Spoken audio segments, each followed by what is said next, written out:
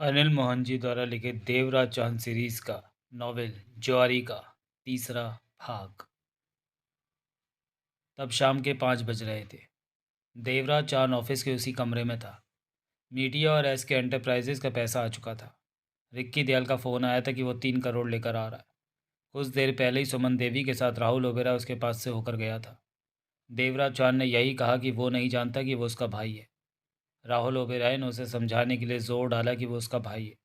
शायद वो सुमन देवी के सामने से ये सब दिखावा कर रहा था। परंतु नैना ओबेरॉय के कहे मुताबिक देवराज चौहान ने यही कहा कि इस बारे में उसे कुछ याद नहीं। राहुल ओबेरॉय चला गया तो सुमन देवी बोली, धीरे धीरे सब ठीक हो जाएगा बेटा, सब याद आ जाएगा। राहुल तेरा ही भाई है। देवराज चौहान ने सुमन देवी को देखा, कहा कुछ नहीं। तभी नौकरानी श्यामा वहाँ पहुंची और उससे कह उठी, मालिक वकील साहब आए हैं। वकील? देवराज चौहान ने श्यामा को देखा। जी, हॉल में बैठे हैं। आप कहाँ पर उनसे मिलना चाहेंगे? श्यामा ने आदर भरे स्वर में पूछा। देवराज चौहान ने सुमन देवी पर निगाह मारी, फिर खड़ा हो गया। चलो, हॉल में ही उससे मिलूंगा। जी। देवराज चौहान श्यामा के साथ बाहर निकल गया। कई रास्ते तय करने के पश्चात 3 मिनट लगे उसे हॉल में पहुंचने में। हॉल के गद्देदार सोफे पर 50 बरस का व्यक्ति कमीज पैंट पहने बैठा था। उसका चेहरा ही बता रहा था कि वह पैसे वाला है। वो क्लीन शेव्ड और सिर पर छोटे छोटे बाल थे। तभी एक तरफ से नैना ओबेरॉय उसके पास आ पहुंची। कैसे हैं आप? वो बाहाँ पकड़कर प्यार भरे सर में देवराज चौहान से कह उठी। अच्छा। श्यामा, नैना ओबेरॉय ने कहा, चाय पानी का इंतज़ाम करो। जी। कहने के साथ ही श्यामा तेज़ कदमों से दूसरी तरफ चली गई। देवराज चौहान और नैना आगे बढ़ने लगे। ये तुम्हारा वकील है राकेश मल्होत्रा।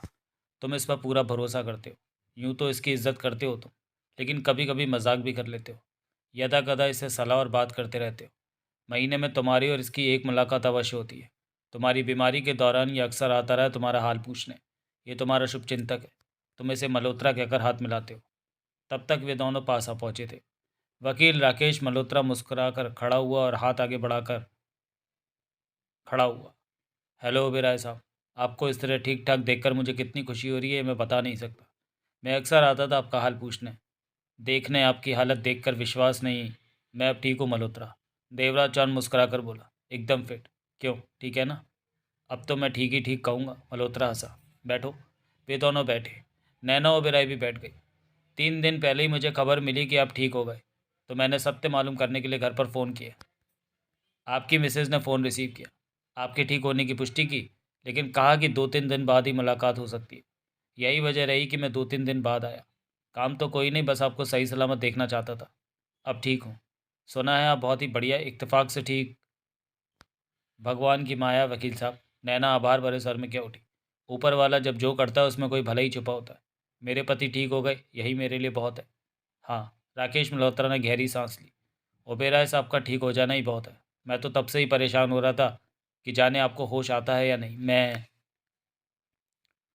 तुम इतनी फिक्र क्यों कर रहे? वाह ओबेराय साहब, मैं फिक्र नहीं करूँगा तो कौन करेगा? राकेश मल्होत्रा हौले से हंस पड़ा। दौलत आप कमाते हैं, लेकिन उसकी देख रेख का जिम्मा तो मुझ पर है। किसी को आपने अधिकार नहीं दे रखा कि आपकी गैर मौजूदगी में अधिकार के साथ मेरे से बात कर सके। इससे ही आप मेरी परेशानी का अंदाज़ा लगा सकते हैं। देवराज चौहान ने कुछ नहीं कहा, सिगरेट सुलगा ली। आपकी आवाज़ कुछ बदली बदली सी लग रही। दवाएं खा कर इनका गला खराब हुआ पड़ा है, नैना ओबेराय ने फ़ौरन कहा। धीरे धीरे ही आवाज़ ठीक होगी।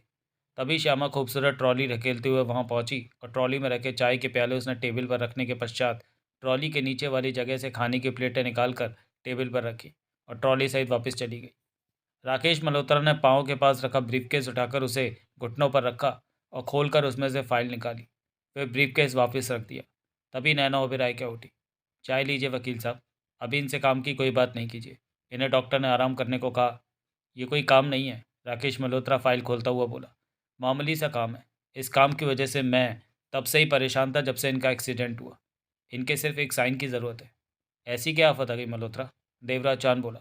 सब मुसीबतें आपकी ही पैदा की हुई हैं, राकेश मल्होत्रा ने हंसते हुए कहा और फाइल से स्टेपल किए 2 कागज़ निकालकर देवराज चांद की तरफ बढ़ाए।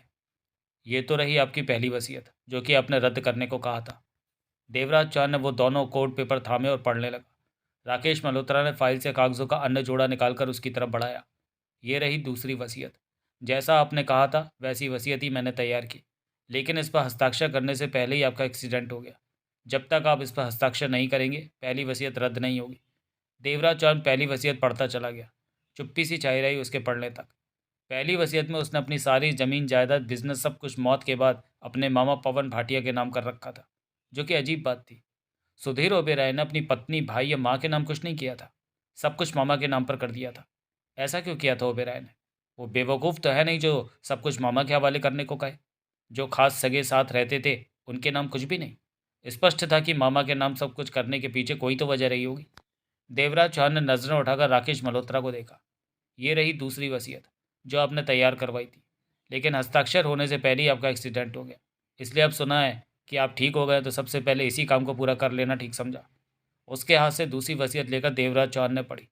दूसरी वसीयत में पहली वसीयत को कैंसिल करने के जिक्र के साथ ये बात थी कि उसने अपना सब कुछ माँ, बीवी और भाई के नाम किया हुआ था कि अगर उसे कुछ हो जाए तो।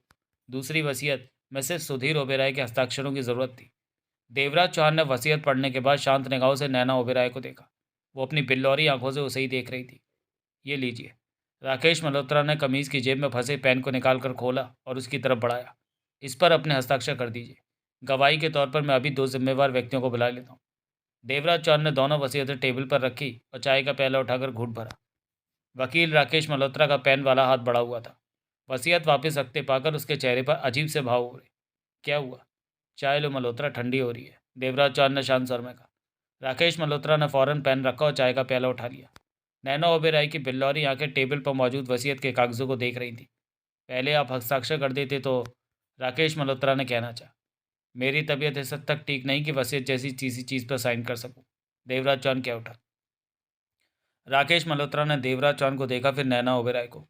कर दीजिए हस्ताक्षर, नैना ओबेराय बोली। दूसरी वसीयत आपने मेरे सामने ही तैयार करवाई थी। देवराज चौहान ने नैना ओबेराय की तरफ देखे बिना कहा। जहाँ ये काम 6 महीने रुका रहा है वहाँ 1 महीना और रुका रहे तो कोई फ़र्क नहीं पड़ता। कोई बात नहीं, राकेश मल्होत्रा ने फौरन सिर हिलाकर कहा। जैसा आप कहें, आप मालिक हैं अपनी चीज़ के, मैंने तो वही करना जो आप कहेंगे। देवराज चौहान ने घूंट बढ़ते हुए राकेश मल्होत्रा को देखा। मल्होत्रा। देवराज चौहान का सर शांत था। मैं अभी पूरी तरह ठीक नहीं हूँ। कई बातें मुझे ठीक से याद नहीं है, भूली भूली ही लगती हैं कई बातें। जैसे ये बात कि मैंने वसीयत मामा पवन भाटिया के नाम क्यों की, ये तो आप ही जाने ओबेराय साहब। मुझे तो इतना मालूम है कि उस वक्त आप बहुत परेशान लग रहे थे जब मामा पवन भाटिया के नाम वसीयत तैयार करने को कह रहे थे।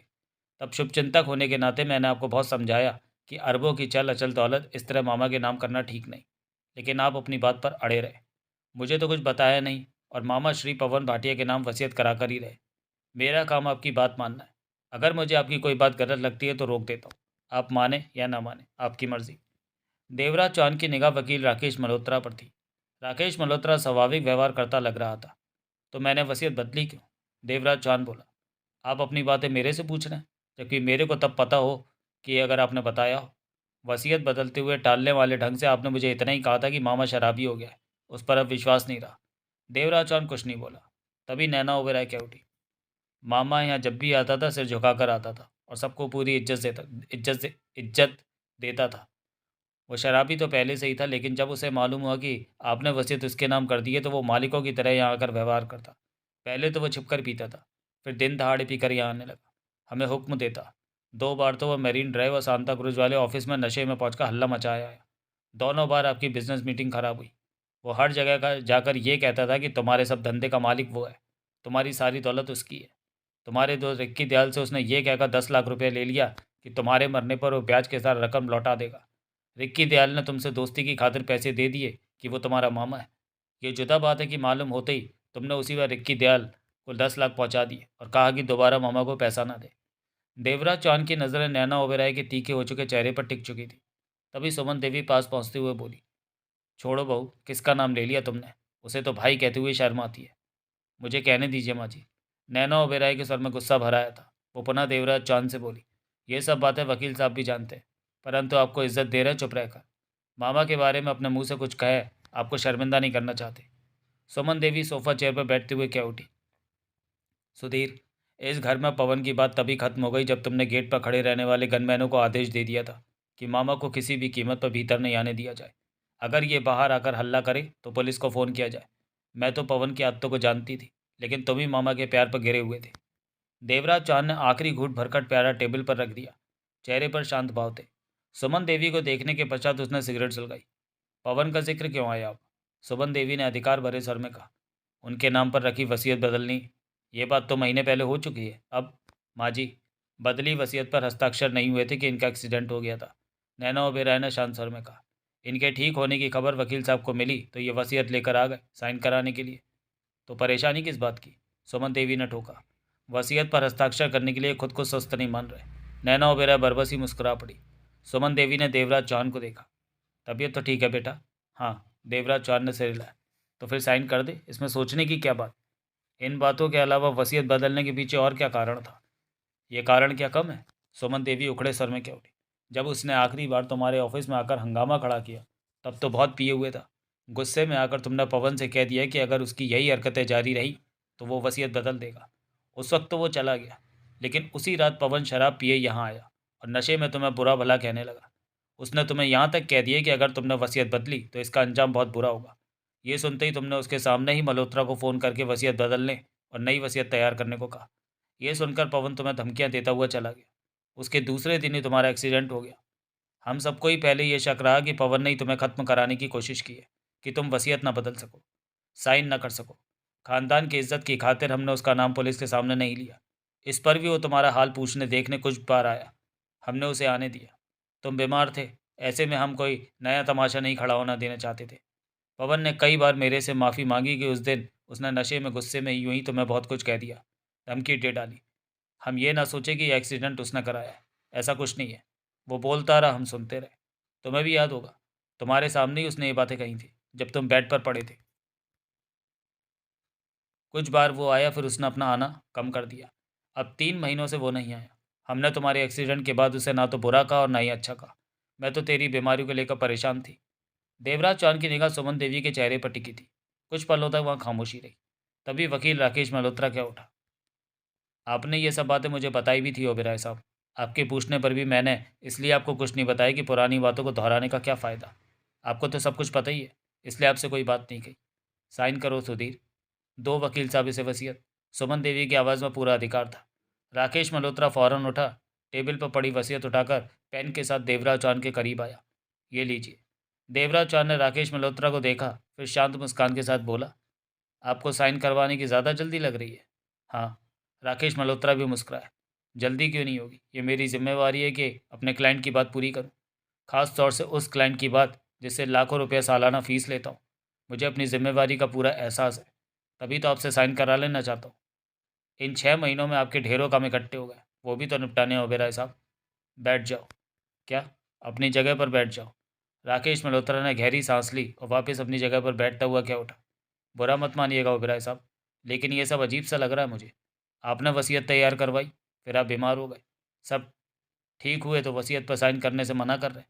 माँ जी कह रही हैं तो भी इनकार कर रहे हैं। मुझे कह रहे हैं कि मैं जल्दबाजी कर रहा हूँ साइन करवाने में। देवराज चांद पुनः मुस्कुराया। मेरी तबीयत ठीक नहीं है, मैं। माँ जी, नैना ओबेरॉय बोली, अब आप ही बात कीजिए अपने बेटे से। मैंने क्या बात करनी है? तबीयत ठीक नहीं है सुधीर की तो रहने दो, फिर साइन कर देगा। मैं। लेकिन माँ जी, ये वसीयत है, अरबों की दौलत का मामला है। नैना ओबेरॉय ने गंभीर स्वर में कहा, यह काम हो जाए तो अच्छा है। सुमन देवी कुछ कहने लगी कि चुप हो गई। फिर देवराज चौहान से बोली, बहू ठीक कह रही है बेटा, वकील साहब भी बैठे, तू साइन। माँ, एक बात मुझे याद नहीं आ रही। सिर की चोट की वजह से भूल रहा हूँ शायद। देवराज चौहान बोला। क्या बात? घर में माँ, बीवी और भाई के होते हुए मैंने सब कुछ मामा के नाम क्यों कर दिया? यही बात तो मैंने आपसे पूछी थी ओबेरॉय साहब। वकील राकेश मल्होत्रा क्या उठा। पहले तो जवाब में आपने मुझे टाला, और जब मैंने जोर दिया तो आपने मुझे कहा कि मैं अपने काम से मतलब रखूं। देवराज चौहान ने मल्होत्रा को देखा, फिर सुमन देवी और नैना ओबेरॉय को। ये बात मैं आप दोनों से पूछ रहा हूँ। नैना ओबेरॉय की बिल्लौरी आंखों में सख्ती उभरी। वो खामोश रही। तेरे को नहीं पता? सुमन देवी मुस्कुराई। नहीं, तभी तो पूछ रहा हूँ। तेरा हमसे झगड़ा हो गया था, बात कुछ भी नहीं थी। तू घर में देरी से आता था, कई बार तो नहीं भी आता था। ना आने की खबर भी नहीं देता था। बाहर कहाँ रहता है बताता नहीं था, जो कि गलत बात थी। बहू तो कब से तेरे से झगड़ रही थी इस बात को लेकर। मैंने और राहुल ने भी तेरे से यही बात पूछी, लेकिन तूने बताने से स्पष्ट इनकार कर दिया। तेरा इनकार मुझे पसंद नहीं आया, क्योंकि हम खानदानी लोग हैं, नहीं चाहते कि तू किसी गलत रास्ते पर पड़ जाए। इसी जरा सी बात से झगड़ा उठा और बढ़ गया। फिर एक दिन तूने पवन मामा के नाम अपनी वसीयत तैयार कर दी। हम क्या कहते तेरे से? तू तो हमसे नाराज़ था। तब भी मैंने तेरे को समझाया कि पवन विश्वास करने लायक नहीं है, लेकिन तूने हमारी एक न मानी, अपने मामा के नाम की वसीयत कर दी। लेकिन बाद में मामा की हरकतें देखकर तेरे को समझ आई और तूने वकील को बुलाकर वसीयत बदलने को कहा, तभी तेरा एक्सीडेंट हो गया। देवराज चौंद शांत भाव में मुस्कुराया। और मैं रातों को कहाँ रहता था जो घर नहीं आता था? ये हमें नहीं मालूम, तू जाने। एक्सीडेंट के बाद भला तू कहाँ जाता? अब तेरे को ही पता होगा कि तू कहाँ जाता। देवराज चांद को जेब में मौजूद उस तस्वीर का ध्यान आया जिसमें सुधीर ओबेराय किसी युवती के साथ था। मैं जाऊँ ओबेराय साहब? वकील राकेश मल्होत्रा ने उठने की तैयारी दिखाते हुए कहा। देवराज चांद ने मल्होत्रा को देखा। तेरे मामा ने तेरे को इतना भला बुरा कहा, धमकियाँ दी, इस पर भी वसीयत बदलने को तू तैयार? ये बात नहीं माँ, मुझे पूरी तरह याद आने दो कि मामा के साथ क्या हुआ था। मुझे ठीक से याद नहीं आ रहा। देवराज चांद ने कहते हुए सिर पर हाथ फेरा। माँ, मामा से मिलना चाहूँ तो तुम्हें ऐतराज़ होगा क्या? ऐतराज़? मुझे क्यों ऐतराज़ होने लगा? वो मेरा भाई है, लेकिन घटिया इंसान है, शराबी, आवारा है। तू उसका रूप देख भी चुका है। इस पर भी तू उससे मिलना चाहता है तो मिल ले। बनारसी, उसे फ़ोन करके बुला। बुलाने की ज़रूरत नहीं, नैना के साथ मैं घूमने जा रहा हूँ, मामा के उधर भी हो लूँगा। जो मन में आए कर। वो पीकर बैठा होगा। सुमन देवी उखड़े स्वर में क्या उठी। राकेश मल्होत्रा दोनों वसीयतें संभाल कर ब्रीफकेस में रखता हुआ बोला, मैं चलता हूँ। जब आप नई वसीयत पर साइन करना चाहें तो मुझे बुला लीजिएगा। देवराज चौहान ने उसे देखा और मुस्कुराकर सिर हिलाया। राकेश मल्होत्रा ब्रीफकेस संभाले इजाज़त लेकर बाहर निकल गया। सुमन देवी क्लब जाने को तैयार थी। तुम बाहर जा रही हो माँ? हाँ। सुमन देवी मुस्कुराकर उठ खड़ी हुई। 6 महीने बाद आज क्लब जा रही हूँ। तू ठीक है? अब मुझे कोई चिंता नहीं। बहू खाना खाकर ही लौटूंगी।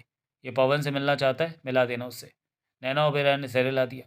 सुमन देवी बाहर की तरफ बढ़ गई। अगला दृश्य। विदेशी कीमती कार थी। देवराज चौहान ड्राइव कर रहा था। नैना ओबेरॉय बगल में बैठी थी। जानबूझकर उन्होंने ड्राइवर साथ नहीं लिया था। जबकि ड्राइवर वर्दी पहने तब कार के पास ही खड़ा था। अंधेरा फैलना शुरू हो गया था। बंगले से निकलकर कार सड़क पर वाहनों की भीड़ में शामिल हो गई। तुमने मुझे 2 जगह ले जाना है, देवराज चौहान बोला। सुधीर ओबेरॉय के पास और मामा पवन भाटिया के पास। पहले मैं पवन भाटिया के पास जाना चाहूँगा। सीधे चलते रहो, नैना ओबेरॉय लापरवाही से बोली। रास्ता बता दूंगी। देवराज चौहान ने स्टेयरिंग में कौनी फंसाकर सिगरेट सुलगाई, फिर स्टेयरिंग पकड़ लिया। नैना ओबेरॉय ने गर्दन घुमाकर तीखी निगाहों से देवराज चौहान को देखा। तुमने वसीयत पर साइन क्यों नहीं किए? वो बोली। मैं वसीयत पर साइन करने नहीं आया। देवराज चौहान का स्वर शांत था। तो महीना बिताकर अंत में मुझे पावर ऑफ अटॉर्नी तैयार करके उस पर साइन करने कि सुधीर ओबेरॉय की बीमारी के दौरान या किसी दूसरी स्थिति में तुम लोग बिजनेस संभाल सको, देवराज चौहान ने कहा। वसीयत पर साइन करना भी तुम्हारा ही काम था। इस बारे में हमारी बात पहले नहीं हुई? ज़रूरी तो नहीं कि हर बात पहले हो जाए, कुछ बातें बाद में भी। वसीयत पर साइन करना मामूली बात नहीं थी। तुम्हारे कहने के मुताबिक अरबों की दौलत है ओबेरॉय की। देवराज चौहान मुस्कुराया। तुम्हें इससे क्या? बहुत कुछ है।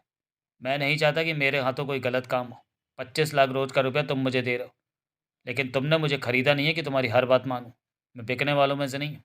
साधु संत हो तुम? नहीं, इंसान हूँ, लेकिन गलत काम नहीं करता। यह काम गलत नहीं था। वो वसीयत मेरे पति ने ही तैयार करवाई थी।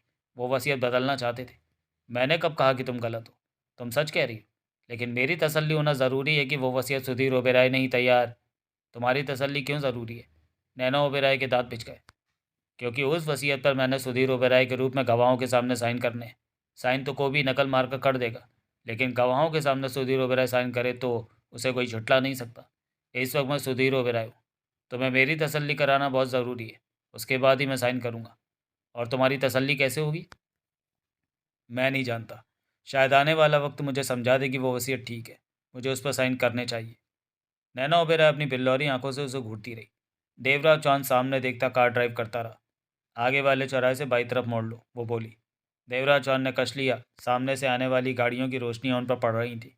सुधीर ओबेरॉय ने मामा के नाम क्यों वसीयत की? ये पूछने की तुम्हें क्या ज़रूरत थी? ये हमारा घरेलू मामला है। घरेलू मामला है तो फिर मुझे अपने घर में क्यों बिठा लिया, अपना पति बनाकर? बिठाया है तो ओबेरॉय के रूप में हर बात को जानने का मुझे पूरा हक है। देवराज चौहान मुस्कुराकर बोला। तुम शायद मुझसे पुतले की तरह काम लेना चाहती हो कि जो कहो, जो तुम कहो वो मैं करूं, लेकिन ऐसा नहीं होगा। कहो तो अभी उतर जाऊं? वो खामोश रही। मैंने तुम्हें पहले ही कह दिया था कि मेरी तसल्ली कराना ज़रूरी है कि जो हो रहा है ठीक हो रहा है, गलत नहीं हो रहा। यह भी तय था कि जब मुझे गड़बड़ लगी तो मैं यहाँ से चला जाऊँगा। कहीं भी कोई भी गड़बड़ नहीं है। नैना ओबेरॉय अपने शब्दों पर जोर दे करके उठी। गड़बड़ है तो सिर्फ मेरे समझाने में, तुम्हें विश्वास दिलाने में। मेरे पास ऐसा कुछ नहीं है कि अपनी बातों का तुम्हें विश्वास दिला सकूं। मुझे कोई जल्दी नहीं है। देवराज चौहान चौराहा आने पर बाईं तरफ कार मोड़ते हुए बोला। महीना पड़ा है, कोई ना कोई रास्ता निकाल लेना मुझे समझाने का। कुछ पल खामोश रहकर नैना ओबेरॉय धीमे स्वर में क्या उठी। मैंने सोचा था कि तुम हमारी बात मानोगे, जो समस्याएं हैं वो दूर करोगे, लेकिन तुम तो परेशानी पैदा कर रहे हो। देवराज चौहान कुछ नहीं बोला। पवन मामा से मिलने की क्या ज़रूरत है? एकाएक नैना ओबेरॉय ने कहा। तुम्हें क्यों एतराज़ है? मैंने कब कहा कि एतराज़ है? आवाज़ में तो ऐतराज़ के भाव ही नजर आ रहे हैं। देवराज चांद शांत स्वर में कह उठा। मेरी तरफ से तुम उसके गले मिलो, उसके साथ सो जाओ, मुझे क्या? नैना ओबेरॉय के स्वर में किसी तरह का भाव नहीं था। कई पलों तक उनके बीच खामोशी रही। देवराज चौहान, एकाएक वो धीमे शांत स्वर में बोली, कहती रहो। तुम्हारा साथ हमने इसलिए लिया है कि सुधीर के अधूरे काम तुम्हारे द्वारा पूरे करके आगे के कामों को हम सिलसिलेवार संभाल लें। जब तक लोगों की जानकारी में रहा कि सुधीर बीमार है, तो पैसे देने वाले हमसे बात करने को भी तैयार नहीं थे। फ़ोन पर मिलते ही नहीं थे। मिलते थे तो सुधीर से डीलिंग या कहकर पेमेंट देने की बात टाल देते थे। आज ही देख लो कि तुम्हारे एक फ़ोन पर जो हमसे बात करने को तैयार नहीं थे, वो पैसा खुद छोड़कर जा रहे हैं। करोड़ों रुपया फंसा पड़ा है, वो सारा आ जाएगा। जाने कितने करोड़ का लेन देन सुधीर ने बिना किसी को बताए कर रखा, जिसके बारे में कोई भी नहीं जानता। वो पैसा तब तक डूबा रहेगा जब तक कि सुधीर ठीक नहीं होता। क्षण भर ठिठक कर नैना ओबेरॉय उसी स्वर में कह उठी, ये सब कहने का मेरा मतलब है कि हमें तुम्हारा पूरा सहयोग चाहिए। एक बार तुम सुधीर बनकर सब ठीक कर दो, उसके बाद हम सारे बिजनेस को संभालते रहेंगे। ये परेशानी हमें ना आती अगर माँ जी बेटे के प्यार में अंत तक नहीं डूबी होती। माना कि सारे बिजनेस उनके बेटे ने खड़े किए हैं, लेकिन हम भी तो सुधीर के साथ बंधे हैं।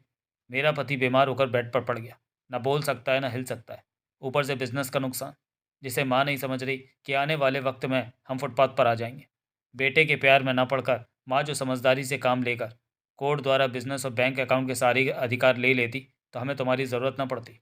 माँ जी को बहुत समझा लिया, लेकिन वो नहीं समझ पा रही। तभी तुम्हारे साथ ये ड्रामा करना पड़ा कि अगर तुम सच हो तो तुम्हें परवाह करने की ज़रूरत नहीं। जो तुम चाहती हो वो काम देर सवेर में हो जाएगा।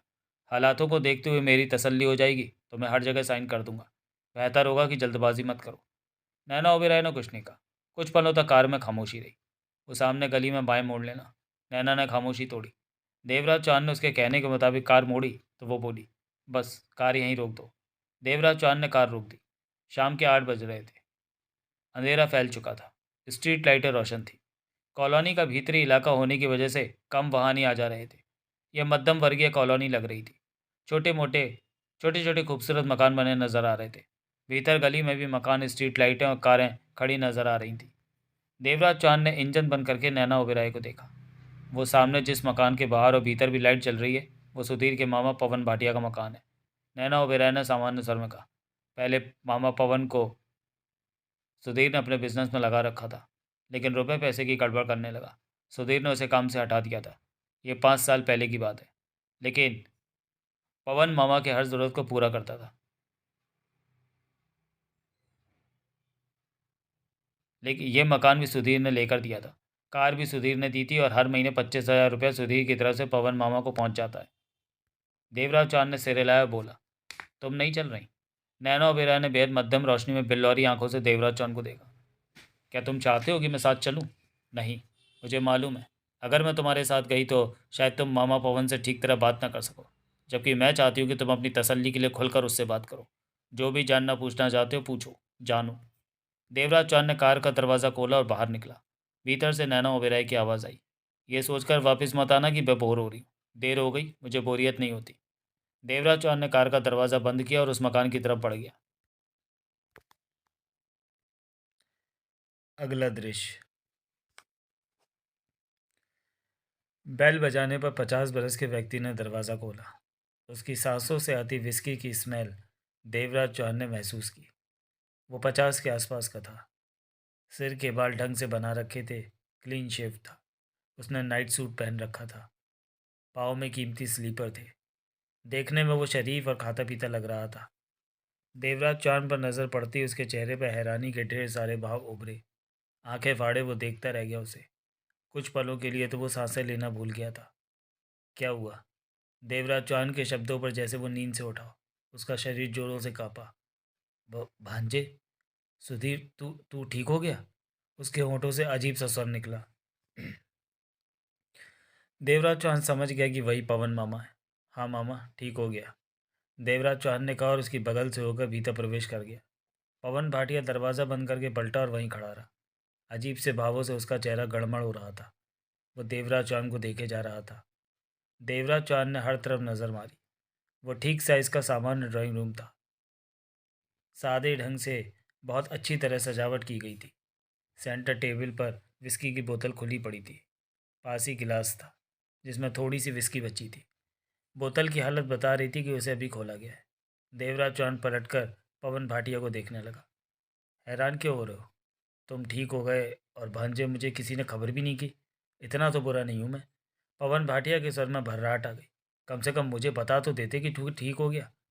देवराज चौहान मुस्कुरा फिर बैठते हुए बोला, किसी के बारे में तो मैं नहीं जानता, लेकिन अपने बारे में कह सकता हूँ कि मैं तुम्हें बुरा नहीं समझता। अगर ऐसा कुछ होता तो मैं यहाँ आता क्या? पवन भाटिया ने सूखे होठों पर जीभ फेरी, पास आया, बैठ गया। सच बात तो यह है कि तुम्हारे यहाँ आने पर भी मुझे हैरानी हो रही है भांजे। तुम और यहाँ विश्वास नहीं आता। क्यों? क्यों का जवाब तुम्हारे पास भी है। पवन भाटिया धीमे स्वर में क्या उठा। उसे देखते हुए देवराज चौहान ने सिगरेट सुलगाई। मैं घूट बढ़ता रहूं तो तुम्हें ऐतराज़ तो नहीं? एकाएक पवन भाटिया ने पूछा। नहीं, तुम तो लोगे नहीं। अपना विदेशी ब्रांड पीते हो, गरीबों का माल तो लोगे नहीं। देवराज चौहान ने कुछ नहीं कहा। पवन भाटिया ने गिलास उठाकर घूंट भरा, फिर खाली कर दिया। भांजे, उसने देवराज चौहान को देखा। सुना था कि बहुत ज़बरदस्त एक्सीडेंट हुआ तुम्हारा। कार तुम्हारे ऊपर चढ़कर तुम्हारे पार कर गई। टायर तुम्हारे ऊपर से निकले और तुम बच गए। किस्मत अच्छी थी। देवराज चौहान ने शांत स्वर में कहा। पवन भाटिया ने गिलास में विस्की डाली, पानी मिलाया, फिर उसे देखा। एक्सीडेंट कैसे हुआ था भांजे? मालूम नहीं। सड़क किनारे खड़ा था कि अचानक ही भीड़ में जाती कार मेरे पर आ चढ़ी। चढ़ी या चढ़ा दी गई? देवराज चौहान मनी मन चौंका। चेहरे के भाव सामान्य रहे। पवन भाटिया ने गिलास आधा खाली कर दिया। चढ़ा दी गई। देवराज चौहान सामान्य स्वर में बोला। क्या मतलब मामा? कुछ नहीं, यूं ही पूछा कि शायद तुम्हें किसी पर शक हो कि उसने तुम्हारी जान लेने की कोशिश की। बहुत ही सरल ढंग से बात कही पवन भाटिया ने। सिगरेट तो पिला दो। भांजे की सिगरेट पिए बहुत देर हो गई। तुम अचानक ठीक कैसे हो गए? तुम्हारी हालत देखकर तो नहीं लगता था कि तुम कभी ठीक होगे। देवराज चौहान ने उसे सिगरेट दी। पवन भाटिया ने सिगरेट सुलगा ली। तुम बात को टाल रहे हो मामा। कौन सी बात? कार चढ़ा देने वाली बात। मैंने तो अपना अंदेशा जाहिर किया था कि अंदेशा नहीं, स्पष्ट कहो कि मैं क्या स्पष्ट कहूँ। तुम सब कुछ जानते हो, मेरे से ज़्यादा जानते हो कि मामा। देवराज चौहान ने कष्ट लेकर गंभीर स्वर में कहा। एक्सीडेंट में मेरे सिर पर चोट लगी थी। मैं ठीक तो अवश्य हो गया हूँ, लेकिन पूरी तरह नहीं। कई बातें मैं भूला हुआ हूँ। किसी को पहचानता और किसी को नहीं। भगवान का शुक्र है कि मुझे नहीं भूले। पवन भाटिया के होठों पर छोटी सी मुस्कान उभरी। देवराज चौहान उसे देखता रहा, फिर बोला। तो मैं तो नहीं भूला, लेकिन तुम्हारे बारे में टूटी फूटी बातें मेरे मस्तिष्क में है। सिलसिला बन नहीं पा रहा उन बातों का जो मेरे दिमाग में है। तुमसे कुछ पूछूं तो ठीक ठीक जवाब दोगे? भांजे, मैंने आज तक तेरे से झूठ नहीं बोला। जो पूछना है पूछ ले। पवन भाटिया ने गिलास उठाकर घूंट भरा। चंद पलों की खामोशी के बाद देवराज चौहान बोला। 5 साल पहले तुम मेरे पास काम करते थे क्या? हाँ, लेकिन तुमने मुझे काम से हटा दिया क्योंकि मैंने पैसों की कुछ हेरा फेरी कर ली थी। मुझे पैसे की ज़रूरत थी और तुम स्पेन गए हुए थे। तुमने मुझे काम से हटा दिया, लेकिन मेहरबानी तुम्हारी कि 25,000 रुपये महीना मुझे दे देते हो। इज्जत से बैठा खा पी रहा हूँ। उसके बाद क्या? उसके बाद हमारे बीच क्या हुआ? पवन भाटिया ने गहरी निगाहों से देवराज चौहान को देखा। भांजे, मैं तुम्हारी बात का मतलब नहीं समझा। देवराज चौहान ने कष्ट लिया, खामोश रहा, फिर बोला। मैं तुम्हें बता ही चुका हूँ कि मैं अभी पूरी तरह ठीक नहीं हुआ। आधा अधूरा ही याद है मुझे, जिसके बारे में मुझे ठीक से याद नहीं। उससे मिलकर, उससे बातें पूछकर अपने को ठीक करने की कोशिश कर रहा हूँ। आज इस बारे में सबसे पहले तुम्हारे पास ही आया हूँ मामा। तुम मेरे मामा हो। याद है, बीच की कुछ बातें याद हैं, लेकिन पूरी तरह याद नहीं आ रहा कि। समझ गया भांजे। पवन भाटिया ने गंभीर स्वर में कहा। मेरी पूछी मेरी पूरी कोशिश होगी कि तुम्हें सब कुछ याद आ जाए। मैं तेरा भला नहीं चाहूँगा तो कौन चाहेगा? मुझे बता, क्या याद है तुझे मेरे बारे में? खास कुछ नहीं। कभी कभी ध्यान आता है कि तुमसे झगड़ा हुआ। कभी वसीयत जैसी बात याद आती है तो मुझे लगता है कि तुम मुझे गालियाँ निकाल रहे हो। बहुत उलझन में हूँ मामा। पवन भाटिया ने हाथ में पकड़े गिलास को खाली किया, टेबल पर रखा। पूछ, क्या पूछना चाहता है? मैंने जो बताया उससे वास्ता रखती जो भी बातें हैं मेरे को बता मामा। देवराज जॉन की नज़र उस पर थी। पवन भाटिया भी उसे देखने लगा, फिर सिर हिलाकर बोला। तेरे को अभी बताया कि तू 25,000 रुपये महीना मुझे देता है कि मेरे को तसल्ली ना हो, खर्चा पानी निकलता रहे। खुशी की बात तो यह है कि तू बीमार हो गया, लेकिन मेरे को 25,000 रुपये मिलता रहा। किसी ने मुझे पैसा देना रोका नहीं। उसका स्वर धीमा, सोच भरा था। तुम कुछ और बता रहे थे, अपने और मेरे बारे में? हाँ, पवन भाटिया ने सिर हिलाया। इसी तरह ज़िंदगी बीत रही थी। कभी कभार मैं तुमसे मिलने आ जाता था। तुम्हारे पास वक्त होता तो 5 मिनट मेरे से बात कर लेते, नहीं तो दूसरों से मिलकर मैं वापस आ जाता। देवराज चांद की निगाह उस पर थी। मेरी बातों से कुछ याद आ रहा है सुधीर? वो बोला। कहते रहो मामा, सब कुछ बताओ। ये सवाल बाद में पूछना। ठीक है। पवन भाटिया गंभीर था।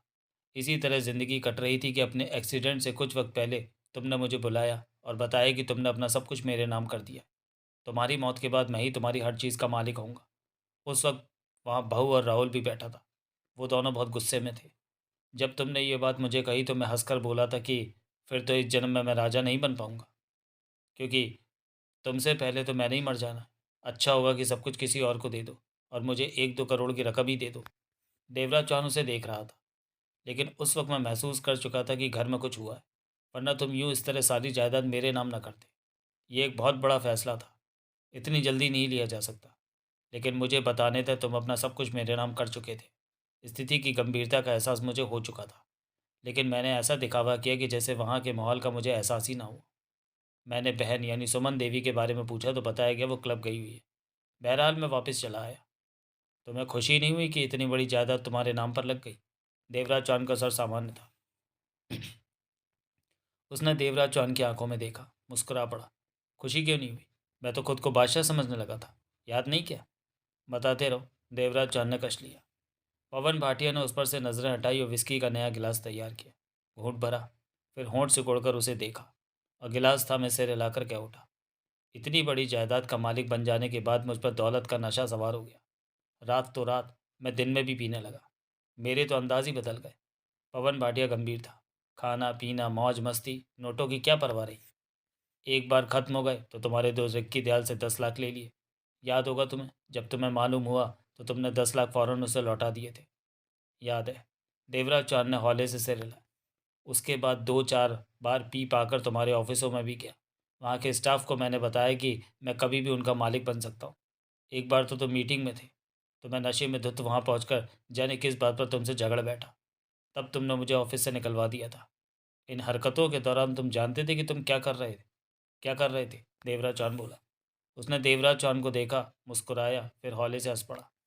तब मैं अपने होश में कहाँ था? विस्की का नशा, वो भी महंगी। दौलत का नशा, वो भी अरबों की। ऐसे में मुझे होश ही कहाँ था कि मैं क्या कर रहा हूँ, क्या अच्छा बुरा है मेरे लिए। देवराज चौहान उसे देखता रहा। पवन भाटिया ने हाथ में थाम रखे गिलास से घूंट भरा। फिर फिर कुछ हुआ? कोई खास बात? पवन भाटिया कुछ देर चुप रहा, फिर घूंट भरकर उसे देखा। भांजे, मेरी हरकतों से तुम खफा हो चुके थे। भारी नाराज़गी थी मुझसे कि मैंने तुम्हारे ऑफिस में आकर तुमसे दंगा किया। तुम्हारी बदनामी हुई। उसी शाम नशे में धुत मैं बंगले पर पहुंचा तो तुमसे फिर झगड़ा हो गया। तब तुमने मेरे ही सामने वकील को फ़ोन करके वसीयत बदलने को कहा। तुमने वकील से कहा कि माँ, नैना और राहुल को 3 हिस्सेदार बनाकर वो वसीयत तैयार करे। तब तुम बहुत गुस्से में थे। रिसीवर रखकर तुमने मुझसे कहा था कि किस पर विश्वास करूं। जिन्हें मैं कुछ नहीं देना चाहता उन्हें देना पड़ रहा है। तुम भी उन जैसे कमीने निकले। उसके बाद तुमने मेरा बंगले में आना बंद कर दिया। मेरे बंगले पर आने में मनाही लगा दी, लेकिन 25,000 रुपये महीना मुझे बराबर तुम्हारी तरफ से वहरा पहुंचाता रहा। इन बातों के 2 दिन बाद ही तुम्हारा एक्सीडेंट हो गया। देवराज चौहान आंखें से उगड़े उसे देखता रहा। पवन भाटिया ने घूट भरा। जब वसीयत बदल जाने की बात हुई तो उस वक्त पास में कौन था? देवराज चौहान ने पूछा। कोई नहीं था। बंगले पर ऑफिस वाले कमरे में तुमसे बात हुई थी। याद नहीं क्या? जब हम दोनों में बात हुई तो ये बात घर के बाकी लोग कैसे जानते हैं? वकील ने बताया होगा। देवराज चौहान ने कश लिया। पवन भाटिया ने गिलास खाली कर दिया। उसकी आंखें नशे में लाल हो रही थी, परंतु हाव भाव से वो सामान्य था। देवराज चौहान ने देखा बोतल लगभग आधी खाली हो गई थी। क्या सोच रहा है भांजे? मेरी बातों से कुछ याद आया क्या? हाँ। देवराज चौहान ने सिर हिलाया उसे देखते हुए। याद आया। अच्छी तरह याद आ गया कि तुमने तब ये सब करके जानबूझकर तमाशा किया।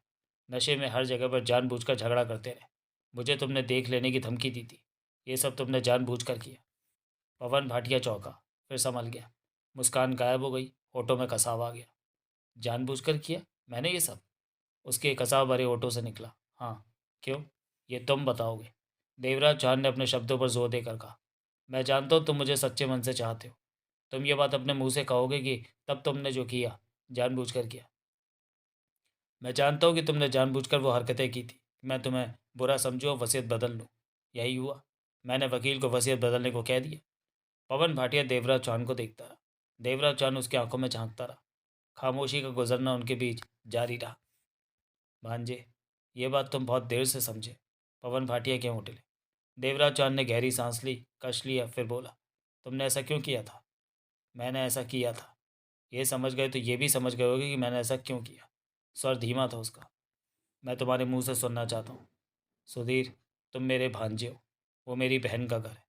ये ठीक है कि ज़रूरत पड़ने पर एक बार तेरे पैसों में हेरा फेरी कर ली थी, लेकिन ऐसी नीयत का नहीं हूँ कि अपने फ़ायदे के लिए बहन के घर में झगड़ा करा करता रहूँ। तुम लोगों के घर का मामला है, जो मन में आए करो। इतनी बड़ी जायदाद गुस्से में तुम मेरे नाम कर रहे हो, ये कौन सी भली बात की तुमने? सब मेरे से खुंदक खाएंगे। मैं तुम्हें इस काम के लिए रोकता, मना करता, तो तुम मेरे से नाराज़ हो जाते। इसलिए मैंने पीकर तुमसे झगड़े किए, तुम्हारे ऑफिसों में जाकर हंगामा किया कि तुम किसी तरह मेरे नाम की वसीयत रद्द कर दो, और तुमने कर दी। अभी नहीं हुई, वसीयत तैयार है, मैंने साइन नहीं किए। देवराज चौहान बोला, तो मैंने तुम्हें तो मैंने तब तुम्हें कहा था कि जिन्हें मैं कुछ नहीं देना चाहता उन्हें देना पड़ रहा है। तुम भी कमीने निकले। हाँ, इसका मतलब मैं अपने घर वालों से सख्त नाराज़ था, उखड़ा हुआ था। देवराज चौहान बोला, हाँ। क्यों? नहीं जानता। पूछने पर भी तुमने नहीं बताया था कि क्या बात है, लेकिन तुम बहुत गुस्से में थे। कोई भी तुम्हारे सामने बोल पाने की हिम्मत नहीं कर रहा था तब। पवन भाटिया उसे देखते हुए गंभीर धीमे स्वर में बोला, तब वहाँ कोई नहीं था तो तुम्हारे मेरे बीच होने वाली बातें उन्हें कैसे मालूम हुई? देवराज चौहान ने पूछा। बनारसी को तुमने किसी बात के लिए बुलाया था, तब वो वहीं खड़ा था जब ये सब हुआ। उसने दूसरे को बताया होगा, लेकिन भतीजे, तुम तो अपने बारे में इस तरह पूछताछ कर रहे हो जैसे पुलिस वाले पूछते हैं। समझा करो मामा, मैं पुरानी बातें याद करके अपने को ठीक करना चाहता हूँ। बहुत कुछ भूला भूला सा लगता है। एक बात तो बताओ, सच बताना, झूठ नहीं कहना। विश्वास रख भांजे, सच कहूँगा। बहन से ज़्यादा तेरी इज्जत करता हूँ, तेरे से झूठ नहीं बोलूँगा। जिस बात का जवाब देना ठीक ना समझो तो स्पष्ट कह देना। पवन भाटिया ने सिर हिलाया। तुमने कहा कि कार चढ़ी या चढ़ा दी गई? पवन भाटिया देवराज चौहान को देखने लगा। देवराज चौहान उसे देखता रहा। बोलो, मेरे से ज़्यादा तो ये बातें तुम्हें मालूम है, आधी अधूरी। तुम बताओ तो शायद याद आ जाए। पवन भाटिया खामोश हो गया। एक एक करके तीन चार घूंट भरे। सुधीर, वो गंभीर स्वर में बोला, तुमने इतनी बड़ी जायदाद मेरे नाम कर दी, इस बात को लेकर कोई भी तुमसे खुश नहीं था। बहन तेरे को हर वक्त गालियाँ देती रहती थी। बहू के साथ तेरा रिश्ता और भी खराब हो गया था। राहुल का बस चलता तो तेरे को सरेआम गोली मार देता। मैंने तेरे को कहा भी था कि कोई भी तेरी गर्दन दबा देगा। अभी तुमने कहा था कि बहू के साथ मेरे संबंध वसीयत तुम्हारे नाम करने पर और भी खराब हो गए थे। इनका क्या मतलब हुआ? कि नैना के साथ मेरे संबंध पहले से ही खराब चल रहे थे? देवराज चौहान ने पूछा। पवन भाटिया देवराज चौहान को देखने लगा। क्या हुआ मामा? भांजे, तुम मुझे पागल करने आए हो? क्या मतलब? मेरे साथ बैठकर ऐसे ऐसे सवाल तुम अपने बारे में पूछ रहे हो कि ऐसा लगता है तुम भांजे हो ही नहीं। मैं वही भांजा हूँ, ये तुम्हें जल्दी लगेगा। पहले मुझे ठीक हो लेने दो। देवराज चौहान के चेहरे पर मुस्कान उभरी। याद आ लेने दो कि सारे मामले क्या है। एक्सीडेंट के बाद मेरी तबीयत ठीक नहीं रहती। अभी ठीक हुए 5 ही दिन तो हुए मुझे। पवन भाटिया ने घूंट भरा। मेरी बात का जवाब दो मामा। तुम नैना से तलाक ले रहे थे। देवराज चौहान के मस्तिष्क को तीव्र झटका लगा। वो पवन भाटिया को देखता रहा। तलाक? देवराज चौहान के होठों से निकला। याद आ गया कि क्यों ले रहा था मैं तलाक? सब कुछ मैं ही बताऊं भांजे? तुम बताओ मामा। तुम ये सोचकर बताओ कि मुझे कुछ भी नहीं मालूम। तुम्हारी किसी भी बात से मुझे सब कुछ याद आ जाएगा। ये सब बातें करते हुए मुझे अच्छा नहीं लग रहा। मुझे अच्छा लग रहा है, तुम बताओ। जो मैं पूछ रहा हूँ वो कहो। पवन भाटिया ने गिलास खाली किया, उससे सिगरेट लेकर सुलगाई। भांजे, 5 साल पहले नैना से शादी को नैना से शादी नैना से शादी को बहन तैयार नहीं थी, क्योंकि नैना बहू शादी से पहले मॉडलिंग करती थी और तुम्हें किसी पार्टी में मिली थी। तुम उसकी खूबसूरती देखकर मर मिटे। बहू का पीछे का खानदान कोई खास बढ़िया नहीं है। तुम नैना से शादी करने को मरे जा रहे थे, और बहन का कहना था कि बहू ने दौलत की खातिर तुम्हें फंसाया। वो अच्छे चरित्र की लड़की नहीं है, लेकिन तुमने किसी की ना सुनी। नैना को शादी करके ले आए तो ले आए। अब कोई क्या कर सकता था? सारे बिजनेस, पैसा तुम्हारा था, तुम्हारी चलती थी। खुशी से या मजबूरी से धीरे धीरे बहन ने नैना को बहू मान लिया। धीरे धीरे सब ठीक होने लगा। नैना घर में घुल मिल गई। 2 साल बीतने पर भी नैना माँ नहीं बन सकी, जबकि तुम बाप बनना चाहते थे। तीसरे साल तुमने डॉक्टरों से चेकअप कराया, अपना और नैना का। तो नैना में ये खराबी पाई गई कि वो माँ नहीं बन सकेगी। तुम्हारे लिए ये बात सदमे से कम नहीं थी। अभी तुम्हें सदमे से बाहर नहीं निकले थे कि रात को तिजोरी में रखा 70 लाख सुबह तिजोरी खोलने पर गायब पाया गया, जबकि तिजोरी की चाबी तुम्हारे पास थी और तुम रात को बेडरूम में बहू के साथ थे। तुम्हें पक्का शक हुआ कि 70 लाख नैना ने निकाला है। ये सोचकर ही अविश्वास से तुम्हारी हालत खराब होने लगी। तुम सोच भी नहीं सकते थे कि नैना ऐसा कर सकती है। बात 70 लाख की नहीं, बात यह थी कि 10-20 लाख की रकमें उठा लिए जाने का तुम्हें पहले भी शक होता रहा, परंतु तुमने खास ध्यान इसलिए नहीं दिया कि यही सोचते रहे कि तुम्हें गलतफहमी हो रही है। तुम्हें ये सब कैसे मालूम मामा? पवन भाटिया ने देवराज चौहान की आंखों में देखा। तुम मुझे बेवकूफ़ बनाने तो नहीं है भांजे? क्या मतलब? ये सब बातें तुमने ही मेरे को बताई। तुम मेरे पे विश्वास करते थे। तुम्हारी मेरी तभी बिगड़ी जब तुमने वसीयत मेरे नाम कर दी और मैंने उल्टी सीधी हरकतें करके तुम्हें मजबूर कर दिया कि तुम वसीयत से मेरा नाम हटा दो, वरना उससे पहले तुम अपने दिल की बात मेरे से कर लिया करते थे। हमारे रिश्ते बहुत अच्छे रहे हैं। देवराज चांद हौले से सिर हिलाकर रह गया। फिर तुमने नैना बहू से बात की, लेकिन उसने यही कहा कि 70 लाख तो क्या, वो रात भर कमरे से नहीं निकली। साथ ही उससे झगड़ा किया। तुम उसे चोर क्या समझ रहे हो? उसकी माँ न बन पाना और लाखों रुपया गायब होना तुम दोनों के बीच फासला बढ़ने लगा। तुमने बहू तुमने बहू नैना के बैंक खाते की स्टेटमेंट मंगवाई तो तुम्हारी परेशानी बढ़ी, क्योंकि नैना के बैंक खाते में तुमने 25 लाख जमा कर रखे थे और स्टेटमेंट में सिर्फ 3 लाख रुपए पड़े थे। पैसा 5-5 लाख करके निकाला गया था। नैना बहू ने पैसा कहाँ खर्चा तुम समझ नहीं पाए, क्योंकि तुम्हारी नज़रों में वो बैंक को नहीं छेड़ती थी। खर्चे पाने के लिए घर से ही पैसे ले लेती थी।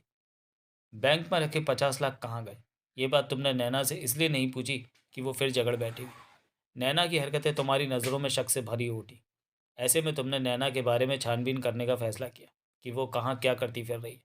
मैंने पता करवाया। हाँ, तुमने सुपर डिटेक्टिव एजेंसी के मालिक अर्जुन भारद्वाज से बात की। वो माना हुआ प्राइवेट जासूस है। तुमने फ़ोन पर ही उसे सब समझा दिया और मेरे हाथों 2 लाख रुपए उसकी फीस के उसके पास पहुंचा दिए। देवराज चांद ने होंठ सिकोड़कर पहलू बदला। अर्जुन भारद्वाज नाम के जासूस से कुछ पता किया? कुछ क्या, उसने तो सब कुछ ही पता कर लिया। कमाल का जासूस है वो।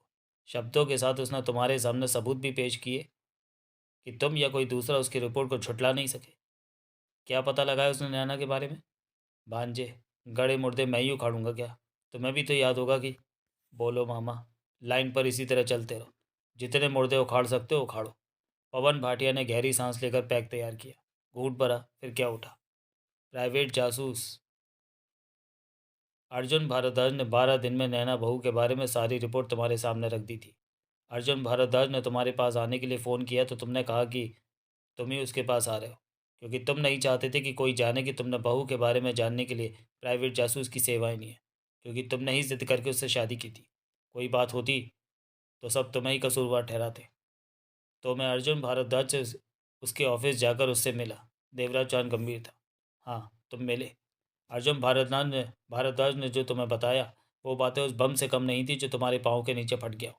उसने बताया कि शादी से पहले नैना बहू मॉडलिंग के साथ साथ थोड़ा बहुत धंधा भी कर लेती थी कि नोट आते रहे। बहुत संभल कर ये काम करती थी कि किसी को पता न चले। 4 बार वो गर्भवती हुई थी। चारों बार उसने एक ही डॉक्टर से गर्भपात कराया था। चौथी बार गर्भपात के वक्त पेट में कुछ ऐसी खराबी पैदा हुई कि हमेशा के लिए मां बनने को वंचित रह गई। उस डॉक्टर से गर्भपात की तारीखें, नाम, पता, नैना के बारे में हर चीज़ उसके पैड पर लिखवा कर साइन किया। वो कागज़ अर्जुन भारद्वाज ने तुम्हें दिया था कि इस बारे में कोई सवाल उससे ना कर सको। देवराज चौहान उसे देखता रहा। इसके बाद प्राइवेट जासूस अर्जुन भारद्वाज ने तुम्हें अमन कुमार के बारे में बताया था। अमन कुमार? हाँ, तुमसे शादी होने से पहले और बाद में नैना बहू का रिश्ता अमन कुमार से बराबर बना हुआ था। अमन कुमार खूबसूरत, 30 बरस का है। उसकी तस्वीर भी उसने तुम्हें दी थी।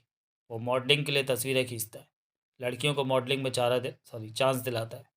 अर्जुन भारद्वाज के मुताबिक नैना बहू को कभी मॉडलिंग का पहला चांस अमन कुमार ने ही दिलवाया था। अमन कुमार खूबसूरत लड़कियों का शिकारी था। नैना बहू का शिकार वो कर चुका था। नैना को उसने पूरी तरह अपने चंगुल में फांस लिया था।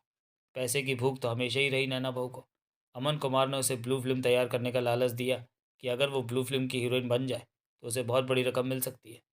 नैना ने इस काम के लिए ऐतराज़ उठाया, परंतु अमन कुमार ने यह दबाव डालकर उसे तैयार कर लिया कि वो फिल्म हिंदुस्तान में नहीं बेची जाएगी, अरब देशों में जाएगी, किसी को पता नहीं चलेगा। यानी कि नैना तैयार हो गई ब्लू फिल्म की हीरोइन बनने के लिए। हाँ, उस जासूस अर्जुन भारद्वाज को ये सब बातें कैसे पता चली? 2 लाख रुपया प्राइवेट जासूस अर्जुन भारद्वाज को यूं ही नहीं दिया गया। इन्हीं सब बातों को जानने के लिए दिया था। वो जिम्मेवार इंसान है, ग्राहक के पैसों की वसूली देना जानता है। वो ईमानदार है शरीफों के लिए। तुमने तब भी ये बातें पूछी थी अर्जुन से, तो उसने बताया था कि अमन कुमार के किसी खास आदमी से ये बात मालूम की थी 50,000 रुपये देकर। ऊपर के खर्चे का बिल भी उसने उसी वक्त आपके सामने रख दिया था। वो काम का तेज, कड़वा और खरा बंदा है। पल्ले से नहीं लगा था वो पैसा। उसे पैसा दो, अपने काम की जानकारी लो। वो काम की बात करो मामा, देवराज चांद ने टोका। ब्लू फिल्म बनी? हाँ, तुम्हारे साथ मैं भी तो था अर्जुन भारद्वाज के पास। ब्लू फिल्म बनी, नैना बहू उसमें हीरोइन बनी। इस फिल्म को करने के लिए अमन कुमार ने उसे सिर्फ 10,000 दिए। 10,000? हाँ, क्योंकि नैना की ब्लू फिल्म बन चुकी थी, उसके पर कट चुके थे। ब्लू फिल्म में नैना की इज्जत का ढेर दफन था। वो कुछ नहीं कह सकती थी उसे। उसकी कठपुतली बन गई वो। अमन कुमार नैना का मनमाना इस्तेमाल करने लगा। जाहिर है कि नैना बहू अमन कुमार से बहुत तंग होगी, लेकिन उससे बच पाना उसके बस में नहीं होगा। सालों से नैना के साथ ये सिलसिला चलता रहा। जासूस अर्जुन भारद्वाज ने नैना और अमन कुमार की कुछ तस्वीरें भी तुम्हें दी, जिसमें वो ऐतराज़ के काबिल ढंग में एक साथ थे। देवराज चानू से देखता रहा। अर्जुन भारद्वाज ने तुम्हें बताया था कि अमन कुमार उस ब्लू फिल्म के दम पर नैना को ब्लैकमेल कर रहा है।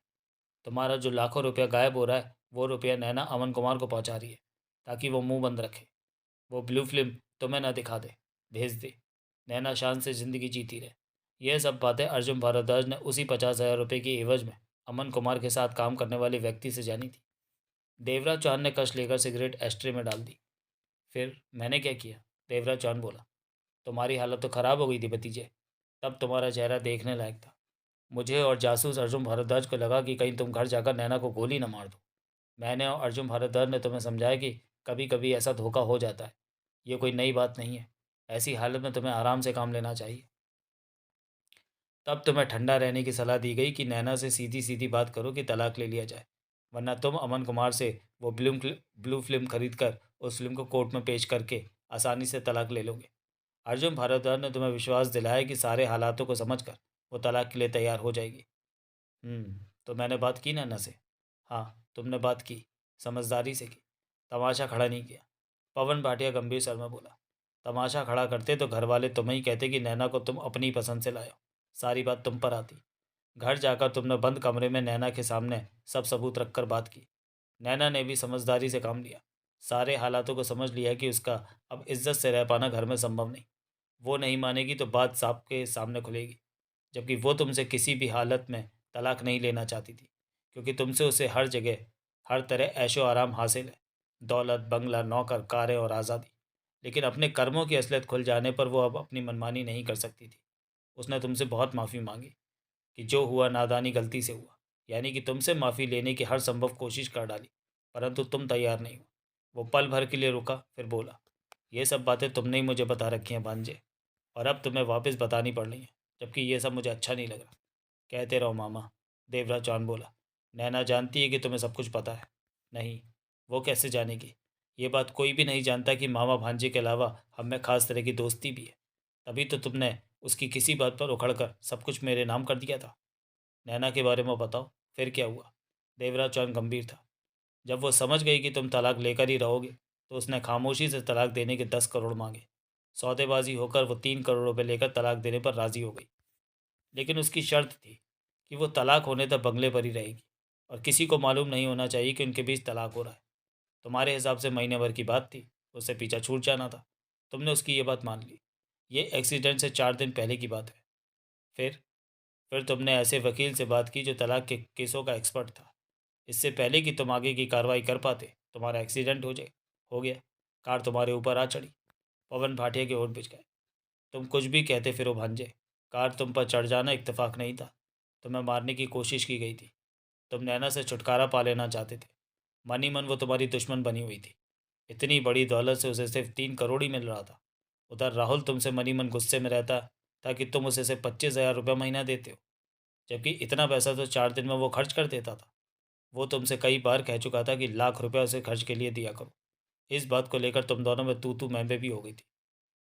तो गुस्से में तुमने उसे कहा कि आज के बाद उसने ये बात कही तो 25,000 भी बंद कर दोगे। अब तुम दोनों में बात हुई तो इत्तेफाक से मैं वहाँ पहुँचा था। मैंने ही तुम दोनों को शांत किया था। याद होगा तुम्हें? देवराज चौहान ने नई सिगरेट सुलगा ली। ये एक्सीडेंट से पहले कब की बात है? एक्सीडेंट से 10-12 दिन पहले की बात होगी। पवन भाटिया ने घूट भरा। कुछ पलों तक देवराज चौहान खामोश रहकर पुनः बोला, माँ, माँ से मेरी क्या बात हुई थी? मनमुटाव चल रहा था क्या? इस बारे में तो मुझे कुछ नहीं पता। तुमने तो ऐसा कोई इशारा नहीं दिया था कि बहन से तुम्हारी कोई नाराज़गी चल रही है। मैंने यूं ही पूछा कि शायद ऐसा कोई हो। तुमने बताया था ना कि मेरी देरी से घर आने या दो दो दिन बिना खबर दिए ना आने से घर में इस बात को लेकर तनाव हो गया था कि तुम कहाँ रहते हो। हालांकि नैना से अंदर खाते तुम्हारी बात तय हो चुकी थी तलाक के लिए, लेकिन दिखावे के लिए माँ भाई की तरफ से वो इस झगड़े में जानबूझकर आ गई थी कि तुम रातों को देरी से या फिर जिस शेड्यूल में तुम्हें घर पर होना चाहिए, जब तुम्हारी कोई बिजनेस मीटिंग नहीं है तो तुम कहाँ कहाँ गायब रहते हो। देवराज चौहान पवन भाटिया को देखता रहा। वो आधी से ज़्यादा बोतल खाली कर चुका था। नशे में था लेकिन पूरे होशो हवास में था। भांजे, सोचो में डूबे देवराज चौहान ने उसे देखा। तुमसे बातें करते हुए कभी कभी मुझे ऐसा लगता है जैसे मैं भांजे से नहीं किसी दूसरे से बात कर रहा हूँ। चढ़ गई है तुम्हें? देवराज चौहान मुस्कुराया। पवन भाटिया हौले से हंसा। किसी के हाथ में विस्की का गिलास देखकर उसे शराबी नहीं समझ लेते। तुम अच्छी तरह जानते हो कि पीने के बाद में वो पूरी तरह होश में रहता हूँ। वो क्या उठा? मैं देख रहा हूँ। देवराज चौहान ने मुस्कुराकर लापरवाही से कहा। एक बात पूछूं मामा? अभी तक तो तुम पूछ ही रहे हो। जो पूछूं वो बात तुम किसी से करोगे नहीं। तुम्हारी बात मैं कभी दूसरे से नहीं करता। तभी तो तुम मुझे पसंद करते हो, मुझसे बातें कर लेते हो। मैंने तुम्हें कभी किसी लड़की के बारे में कुछ बताया? लड़की? देवराज चौहान उसे देखता रहा। फिर जेब से तस्वीर निकालकर उसे दिखाई, जिसमें सुधीर ओबेरॉय किसी लड़की के साथ बीच पर खड़ा था। जो तस्वीर उसे टेबल की ड्रॉस से मिली थी। पवन भाटिया की निगाह तस्वीर पर जा टिकी। साक्षी है ये? हैरानी है कि ये बात तुम मुझसे पूछ रहे हो। देवराज चौहान ने खुद को संभाला और लापरवाही से बोला, लड़की को तस्वीर में देखकर मुझे हमेशा यही लगा कि ये साक्षी है, लेकिन कई बार मन में आता है कि ये साक्षी नहीं कोई और है। तुमने जो बातें पहले बताई वो सब बहुत हद तक याद आ गई मुझे। यहाँ आते वक्त मेरा मन कह रहा था कि मामा मेरे को सब याद दिला देगा। वही हुआ। मेरे सिर पर चोट लगी थी। भगवान का शुक्र है कि मैं ठीक हो गया हूँ। जो कमी बची है वो भी ठीक हो जाएगी। पवन भाटिया मुस्कुराया, घूट भरा। जिस तरह तुमने सब कुछ बताया वैसे ही साक्षी के बारे में भी बता दो मामा, ताकि जो आधी अधूरी यादें मेरे मस्तिष्क में, उन यादों को किनारा मिल जाए। साक्षी तेरे को 12 सालों से जानती है। तेरे से शादी करना चाहती थी। करोड़पति बाप की इकलौती बेटी है। लेकिन तेरी नज़रों में तो नैना चढ़ गई थी, जबकि तेरे लिए साक्षी अच्छी लड़की थी। तूने शादी कर ली, लेकिन साक्षी ने शादी नहीं की। वो तेरे को मनी मन प्यार करती रही। शादी के बाद भी तुमसे कभी मिल गई तो खुश होकर मिली। इधर जब तेरे को नैना के बारे में पता चला कि असल में वो घटिया औरत है, अमन कुमार उसे ब्लू फिल्म के दम पर ब्लैकमेल कर रहा है, और नैना तुम्हारा पैसा उसे दे देकर उसका घर भर रही है, तो तुम्हें साक्षी की याद आई। तुम जानते थे कि साक्षी तुम्हें मनी मन चाहती है। नैना के साथ तलाक की बात तय हो जाने के बाद तुमने साक्षी को फ़ोन किया और पूछा कि क्या वो उससे अभी भी शादी कर सकती है। नैना के बारे में तुमने उसे बता दिया कि तुम धोखा धोखा खा चुके हो। ये बात मैंने तुम्हें बताई? देवराज चौहान ने टोका। हाँ, तुमने ही बताई थी कि साक्षी से तुम्हारी बात हो गई है। वो तुमसे शादी करने को तैयार है। कहाँ रहती है साक्षी? ये भी नहीं मालूम? पवन भाटिया के चेहरे पर हैरानी उभरी। तुम बताओ, याद आ जाएगा। डॉक्टर ने कहा है कि पुरानी बातें मेरे सामने की जाए तो मैं पहले की तरह बन जाऊंगा। यही वजह है कि मैं तुमसे ज़्यादा से ज़्यादा पुरानी बातें कर रहा हूँ। पवन भाटिया ने बताया कि साक्षी कहाँ रहती है। वो सबूत जो प्राइवेट जासूस अर्जुन भारद्वाज ने मुझे दिए थे, मालूम है तुम्हें कि उन्हें कहाँ रखा है मैंने? मुझे क्या मालूम? देवराज चौहान ने होंठ सिकोड़े, फिर क्या उठा। अर्जुन भारद्वाज का पता बताना, जहाँ उसका ऑफिस। तुम्हें तो कुछ भी याद नहीं भांजे। तेरे को क्या हो गया? कुछ कुछ याद है। देवराज चांद मुस्कुराया। तुमसे बात करके बाकी सब कुछ याद आ रहा है। अर्जुन भारद्वाज नाम के जासूस का पता बताओ। मैं एक बार उससे मिलना चाहूँगा। पवन भाटिया ने अर्जुन भारद्वाज के ऑफिस का पता बता दिया। देवराज चौहान ने कश लिया। कोई और खास बात बताओ मामा। खास? कैसी खास? देवराज चौहान गहरी सांस लेकर उठ खड़ा हुआ। चल पड़े भांजे। पवन भाटिया भी उठ खड़ा हुआ। हाँ, वसीयत बदल देना, मेरे को कुछ नहीं चाहिए। भाई, वसीयत तो तुमने तैयार करवा ही ली थी, उस पर साइन करके पहली वाली वसीयत रद्द करो। तुम्हारा मामा लालची नहीं है। 25,000 तुम दे रहे हो हर महीने। मज़े से ज़िंदगी बिताने के लिए कम नहीं है। सारा बर्बाद नहीं कर रहा, कुछ बचा भी रहा हूँ, ताकि जब तुम्हारी तरफ से रकम मिलनी बंद हो जाए तो उस वक्त उस बचत से आगे का खर्चा भी चला सकूँ। देवराज चौहान ने पवन भाटिया की आंखों में झाँका। मामा, तुम किस बात में ज़्यादा दिलचस्पी ले रहे हो? पहले वाली वसीयत रद्द करवाने में या नई वसीयत में साइन करवाने के लिए? देवराज चौहान के होठों पर मुस्कान उभरी। भांजे, पहले वाली तभी कैंसिल होगी जब दूसरी पर साइन करोगे। ऐसे में मैं दोनों में ही दिलचस्पी ले रहा हूँ। जब तक तुम्हारी वसीयत मेरे नाम रहेगी तब तक बहन या राहुल मेरे मरने की दुआएं मांगेंगे। मैं बहन को या बहन के घर के किसी सदस्य को तकलीफ नहीं देना चाहता। मेरे को इस मामले में ना डालो। देवराज चांद उसे देखते हुए शांत स्वर में बोला, अपना फ़ोन नंबर दे दो मामा, ज़रूरत पड़ी तो बात कर। Phone number? मेरा नंबर भी तुम? जब तुम नंबर मुझे बताओगे तो मुझे सब याद आ जाएगा। देवराज चांद मुस्कुराया। तब याद आने को बाकी क्या रहेगा? नंबर तो तुम्हें मिल ही गया। पवन भाटिया फिर झटक कर साइड टेबल पर रखे फ़ोन के पास पहुंचा और वहां से एक कार्ड उठाकर उसे दिया। देवराज चांद ने देखा कार्ड पर घर का और मोबाइल नंबर भी छपा था। चलता हूँ। कार्ड जेब में डालते हुए देवराज चांद बोला, मैं चलूँ साथ में? कहीं तुम घर का रास्ता? ज़रूरत नहीं, नैना मेरे साथ है। देवराज चांद ने उसे देखा। नैना? पवन भाटिया की आंखें सिकुड़ी।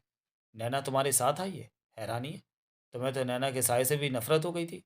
तुम तो धीरे धीरे याद आ जाएगा तो नैना से नफरत भी करने लगूंगा, देवराज चांद ने कहा और बाहर निकल गया। अगला दृश्य। देवराज चांद कार में बैठा और कार स्टार्ट करके आगे बढ़ा दी। बगल में नैना ओबेरॉय शांत बैठी थी। देवराज चांद ने उलझन भरी निगाह उस पर मारी। उसे कुछ समझ नहीं आ रहा था कि कौन सच कह रहा है और कौन झूठ। पवन भाटिया के मुताबिक नैना चरित्रहीन औरत थी। उसका सुधीर ओबेरॉय के साथ 3 करोड़ की सौदेबाजी के साथ तलाक हो रहा था, जबकि नैना तलाक नहीं चाहती थी। राहुल ओबेरॉय के साथ भी सुधीर ओबेरॉय का मनमुटाव हो चुका था। सारे बिजनेस सुधीर ओबेरॉय के खड़े किए हुए, सारी दौलत उसकी थी। सुमन देवी के साथ अगर सुधीर ओबेरॉय का कोई मनमुटाव था तो वो स्पष्ट नहीं हो पाया था। सुधीर ओबेरॉय नैना को तलाक देकर साक्षी नाम की युवती से शादी कर रहा था, जो कि पहले से ही सुधीर के साथ शादी करने की ख्वाहिशमंद थी। यानी कि सुधीर ओबेरॉय को रास्ते से हटाने की कोशिश कोई भी कर सकता था। नैना ओबेरॉय भी, राहुल ओबेरॉय भी, साक्षी भी कि उसने नैना से शादी क्यों की, उसे धोखा क्यों दिया। देवराज चांद की सोचें मामा पवन भाटिया की तरफ पलट गई। अरबों की दौलत सुधीर ओबेरॉय ने उसके नाम कर दी थी, लेकिन अब सुधीर ओबेरॉय वसीयत बदलकर अपना सब कुछ माँ, बीवी और भाई के नाम कर रहा था। वो तो कहता है कि उसने जानबूझकर ऐसी हरकतें की कि सुधीर तंग आकर वसीयत बदल दे। वो सच कह रहा है या सच को छिपा रहा है ये कहकर? सुधीर ओबेरॉय वसीयत ना बदल सके, इसके लिए पवन भाटिया भी सुधीर ओबेरॉय को खत्म करने की कोशिश कर सकता था। अरबों की दौलत का लालच बहुत बड़ा होता है। कोई भी इतना बड़ा साधु नहीं कि बहन की खातिर अरबों की दौलत को दूर धकेल दे। सुमन देवी का रिश्ता कैसा था सुधीर से ये नहीं मालूम हो सका था। यानी कि कोई भी सुधीर ओबेरॉय की हत्या कर सकता था। मिला है मामा से? नैना ओबेरॉय ने खामोशी तोड़ी। हाँ। क्या सोच रहे हो? कुछ नहीं, देवराज चौहान बोला। अब हमें वहाँ चलना है जिधर तुमने अपने पति को रखा है। वहीं चल रहा है। रास्ता बताती रहूंगी, अभी सीधे ही चलो। कार ड्राइव करते हुए देवराज चांद ने सिगरेट सुलगा ली। मामा से क्या बात हुई? वो बोतल खोले बैठा था। देवराज चांद बोला, ऐसे में क्या बात हो सकती है? काफ़ी देर लगा कर आए हो, क्या उसका चेहरा देखते रहे? देवराज चांद कुछ पल खामोश रहा, फिर बोला, वसीयत वाली बात उसने मानी कि सुधीर ने वसीयत उसके नाम की थी, लेकिन बाद में उसने वसीयत को तुम लोगों के नाम करने का फैसला कर लिया था। नैना को कुछ बताना ज़रूरी था कि पवन भाटिया से क्या बात हुई। यानी कि तुम्हें विश्वास आ गया कि वसीयत वाली बात सच है? नैना ने शांत स्वर में कहते हुए उसे देखा। कार ड्राइव करते हुए देवराज चांद मुस्कुराया, नैना को देखा, फिर सामने देखने लगा। एक आदमी के कहने पर मैं इतनी बड़ी वसीयत की बात नहीं मान सकता। क्या मतलब? मैं तो नहीं जानता कि वो सुधीर का असली मामा है जिसके पास तुम अभी ले गई थी। मैंने तो मामा को कभी देखा नहीं। क्या पता तुमने किसी किराए के आदमी को मेरे सामने। बस करो, ये फालतू की बातें किसी और के सामने करना। नैना ओबेरॉय उखड़े स्वर में क्या उठी, तुम मेरी हैसियत भूलकर मुझसे ये बात कह रहे हो? याद रखो, मैं सुधीर ओबेरॉय की पत्नी नैना ओबेरॉय हूँ। अरबों की दौलत जो सुधीर ने मामा के नाम कर दी है, वो दौलत मैं कानून के द्वारा भी हासिल कर सकती हूँ। मैं सुधीर की पत्नी, तो फिर मुझे क्यों वसीयत पर साइन करने को कहा? कानून का मामला लंबा हो जाता है। अदालत में यह मामला पहुंचाकर मैं अखबारों में तमाशा नहीं खड़ा करना चाहती। तभी तुम देखे तो सोचा तुम हमारी सारी समस्याएं दूर कर दोगे, लेकिन मुझे लग रहा है कि तुम नई समस्या के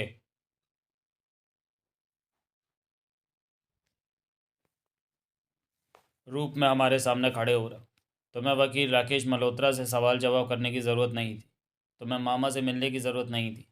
अब तुम सुधीर से मिलने देखने जा रहे हो, जबकि ऐसी कोई ज़रूरत तुम्हें महसूस नहीं होनी चाहिए थी। तुम तो कुरेद कर जाने क्या निकालना चाहते हो। जिस काम के लिए तुम्हें तैयार किया है वो करो और अपने रास्ते पर जाओ। भरपूर कीमत मिल रही है तुम्हें इस सारे काम की। ऐसे में तुम्हारी ये हरकतें मुझे गुस्सा दिला रही हैं। कार ड्राइव करते हुए देवराज चौहान शांत स्वर में बोला, मैं नहीं चाहता कि तुम मुझसे कोई गलत काम लो।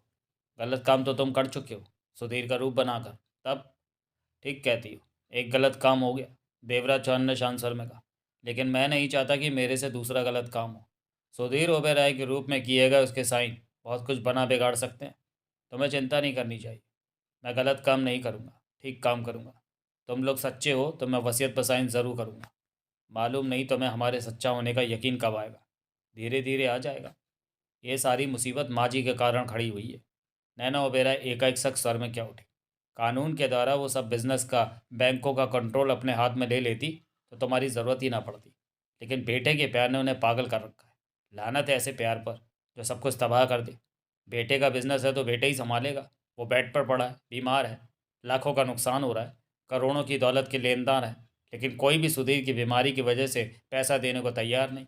हम तो सामने चौराहा आता देखकर देवराज चांद क्या उठा, रास्ता बताना मत भूल जाना। अगला दृश्य, जगमोहन ने जहाँ सुधीर ओबेरॉय का होना बताया था, नैना ओबेरॉय देवराज चांद को वहीं ले गई थी। बेल बजने पर फ्लैट का दरवाज़ा खोलने वाला 30 बरस का व्यक्ति था। नैना को देखते ही वो एक तरफ हट गया। देवराज चांद के साथ नैना ओबेरॉय भीतर प्रवेश कर गई। उस व्यक्ति ने दरवाज़ा बंद कर दिया। ये छोटा सा साधारण सा ड्राइंग रूम जैसा कमरा था। देवराज चांद ने ठिठक कर इधर उधर नज़र मारी। तुम अकेले हो? नैना ओबेरॉय ने उस व्यक्ति से पूछा। हाँ मैडम। राहुल कहाँ है? नैना ओबेरॉय का सर सख्त सा हुआ। राहुल साहब 15 मिनट पहले ही गए हैं, कह रहे थे डिनर करके आ जाऊँगा, उसने जवाब दिया। मैंने कहा था यहाँ 2 लोगों का होना ज़रूरी है, और वो इस बारे में मैं क्या कह सकता हूँ। राहुल साहब से ही बात कीजिएगा। नैना ओबेरॉय ने देवराज चांद को देखा। आओ। ओबेरॉय कहाँ है? उस कमरे में, कहकर नैना ओबेरॉय सामने नजर आ रहे दरवाजे की तरफ बढ़ गई। देवराज चांद उसके पीछे था। दूसरे कमरे में प्रवेश करते ही देवराज चांद ठिठका। यह फ्लैट का छोटा सा 10 बाई 12 का कमरा था। वहाँ डबल बेड पर सुधीर ओबेरॉय लेटा हुआ था। उसकी शेप बड़ी हुई थी, कुछ कमज़ोर सा लग रहा था वो। देवराज चौहान उसके पास पहुंचा और उसे देखने लगा। बेड पर मरो की अवस्था में पड़े ओबेरॉय की आंखों की पुतलियां हिली। देवराज चांद को देखते ही उसकी आंखों में चौंकने जैसे भाव उभरे कि वो अपने हमशक्ल को देखकर जैसे हैरान हो गया। कई पलों तक दोनों एक दूसरे को देखते रहे। फिर देवराज चौहान उसकी कमर के पास ही बेड पर बैठा और सिगरेट सुलगा ली।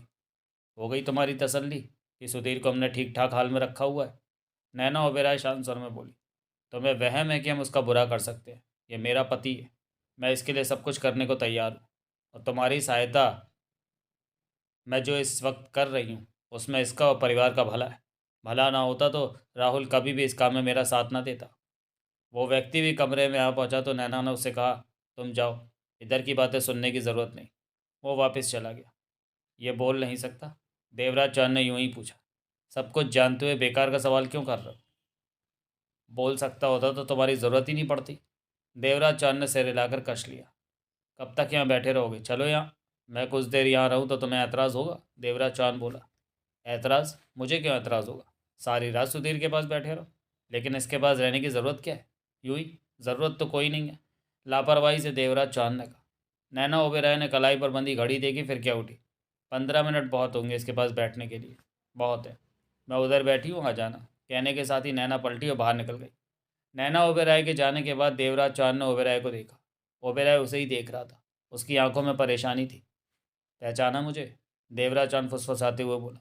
मैं डॉक्टर बनकर तुमसे मिला था। आंखों के इशारे से तुमने मुझे कुछ बताया था। सुनते ही ओबेरॉय की आंखों की पुतलियों में हलचल हुई। फिर उसने पलकों से बात समझने का इशारा किया। इन लोगों ने मुझे सुधीर ओबेरॉय बनाया है, देख ही रहे हो तुम। देवराज चौहान फुसफुसाते स्वर में कह रहा था। मैं हर वो काम कर सकता हूँ जो तुम कर सकते हो। मुझे सब सिखाया गया है। मैं तुम्हारे साइन भी कर सकता हूँ। सुधीर ओबेरॉय की पुतलियाँ देवराज चौहान पर थी। अब मेरी बातों का जवाब दो, इशारा करना। पहली की ही तरह मैं समझ जाऊँगा। तुमने अपने मामा पवन के नाम सारी वसीयत की? सुधीर ओबेरॉय ने आंखों की पुतलियों और पलकों से हाँ का इशारा किया।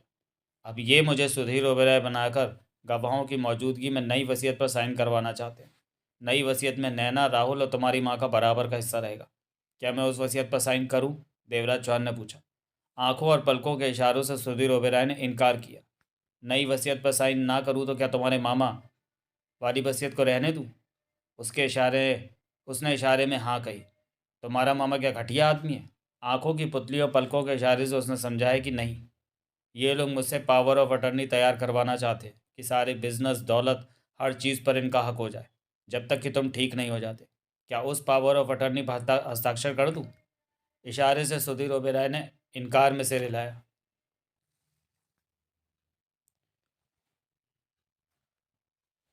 देवराज चौहान उसे देखता रहा, फिर फुसफुसाते स्वर में बोला, मैं इस वक्त दुनिया की निगाहों में सुधीर ओबेरॉय अवश्य बनाऊंगा। तुम्हारे घर वाले जो काम मुझे सुधीर ओबेरॉय बनाकर लेना चाहते हैं वो मैं तभी करूंगा जब तुम्हारी हाँ होगी। इस काम के बदले मुझे करोड़ों की रकम दे रहे हैं, लेकिन दौलत से ज़्यादा मुझे इस बात की चिंता है कि मेरे हाथों कोई गलत काम ना हो। वो देवराज चौहान को देख रहा था। मैं इन लोगों को समझने की कोशिश कर रहा हूँ कि आखिर सुधीर ओबेरॉय बनाने के पीछे इन लोगों का असली मकसद क्या है। बातें तो सुनने को बहुत मिल रही हैं, लेकिन समझ नहीं पा रहा हूँ कि किस पर विश्वास करूँ। खुद को फंसा महसूस कर रहा हूँ। अब मैं तुम्हारी पत्नी और साक्षी के बारे में कुछ जानना चाहता हूँ। पहले नैना के बारे में बताओ। सुनने में आया कि तुम उससे तलाक ले रहे थे, तभी तुम्हारा एक्सीडेंट हो गया और तभी कदमों की आहट गूंजी और नैना ओबेरॉय ने भीतर प्रवेश किया। देवराज चौहान, मैं यहाँ बोर हो रही हूँ और तुम भी यहाँ बैठे वक्त खराब कर रहे हो। सुधीर को तुमने अच्छी तरह देख लिया, अपनी तसल्ली कर ली कि ये सलामत है। दोबारा जब भी मिलना चाहोगे मेरे साथ आ जाना। अब चलो यहाँ से। उसका सर खींच से भरा था। देवराज चौहान ने लापरवाही से कंधों को झटका दिया और खड़ा हो गया। ऐसी बात है, चलो। मैं तो इसके पास यूं ही बैठा था। आओ। दोनों बाहर निकल गए। देवराज चौहान के मन में था कि 2-4 दिन बाद ओबेरॉय को देखने के बहाने फिर आएगा और जो सवाल पूछने जा रहा था वो फिर पूछेगा। अगला दृश्य। देवराज चौहान नैना ओबेरॉय के साथ जब बंगले पर पहुंचा तो पुलिस वालों को वहां मौजूद पाया। एक इंस्पेक्टर था और दूसरा सब इंस्पेक्टर। हॉल के सोफे पर बैठे पाकर वे दोनों ठिठके। बाहर दरवाजे पर खड़े प्रसाद सिंह ने बता दिया था 2 पुलिस वाले मालिक से मिलना चाहते। उन्हें देखते ही दोनों खड़े हो गए। नमस्कार ओबेरॉय साहब, इंस्पेक्टर मुस्कुराकर बोला। नमस्कार मिसेज ओबेरॉय। आप लोगों के इंतज़ार में बैठ गए। 2 घंटे हो चुके हैं यहाँ बैठे। मैं तो 2-4 दिन के बाद ही आ जाता, लेकिन ऊपर से आदेश था कि एक्सीडेंट के बारे में आपके बयान लिए जाएं। कमिश्नर साहब तो आपके दोस्त हैं। वो कह रहे थे कि मेरी नाराज़गी जाहिर कर देना कि आपने फ़ोन पर एक बार भी उनसे बात नहीं की। देवराज चौहान शांत भाव से मुस्कुराया, आगे बढ़ा। बैठ जाओ। आप भी। देवराज चौहान और नैना ओबेरॉय के बैठने के बाद वे दोनों बैठे। आपको ठीक हुआ पाकर बहुत खुशी हुई। बुरा एक्सीडेंट था वो। इंस्पेक्टर ने अफसोस जाहिर किया। क्या पूछना चाहते हैं आप? वो कार तब भोलू और राजू नाम के लड़के चला रहे थे। चोरी की कार थी और पी रखी थी। देखने में तो यही लगता है कि कार अचानक उनके कंट्रोल से बाहर हो गई और आप पर चढ़ गई। इंस्पेक्टर बोला। लेकिन पुलिस को हर तरफ से सोचना देखना पड़ता है कि असल मामला कुछ और तो नहीं। आप बताइए कि क्या किसी ने जानबूझकर आपको मारने की कोशिश? नहीं, वो एक्सीडेंट सिर्फ इत्तेफाकन हादसा था। देवराज चौहान क्या उठा। आपको पूरा विश्वास है इस बात पर? हाँ। थैंक्स मिस्टर ओबेरॉय, हम सिर्फ यही पूछना चाहते थे। अब हमें इजाज़त दीजिए। इंस्पेक्टर खड़ा हुआ तो सब इंस्पेक्टर भी खड़ा हो गया। मैं चाहता हूँ उन दोनों लड़कों के साथ कानून नरमी से पेश आए। उनकी कोई गलती नहीं। ये कैसी बातें कर रहे हैं आप? नैना ओबेरॉय कह उठी। मैं उन्हें सख्त सज़ा दिलवाने की कोशिश कर रही हूँ और आप? उन्होंने जानबूझकर मुझ पर कार नहीं चढ़ाई। देवराज चौहान ने नैना को देखा, फिर इंस्पेक्टर से कहा, सुना आपने मैंने क्या कहा? जी। कमिश्नर साहब से भी कह देना कि उन्हें कम से कम सज़ा होनी चाहिए। पुलिस उनके प्रति अपना केस कमज़ोर कर दे। ठीक है मिस्टर ओबेरॉय, मैं कमिश्नर साहब से ये बात कह दूंगा। कमिश्नर साहब से ये भी कहना कि अभी मैं आराम कर रहा हूँ। पूरी तरह ठीक होने पर खुद ही उनके पास मिलने आऊँगा। फ़ोन करूँगा तो ज़्यादा बात नहीं हो सकेगी। जी। दोनों पुलिस वाले वहाँ से चले गए। नैना ओबेरॉय तीखे स्वर में बोली, तुमने उन दोनों लड़कों के साथ रियायत करने को क्यों कहा? तुम्हें क्या एतराज़ है?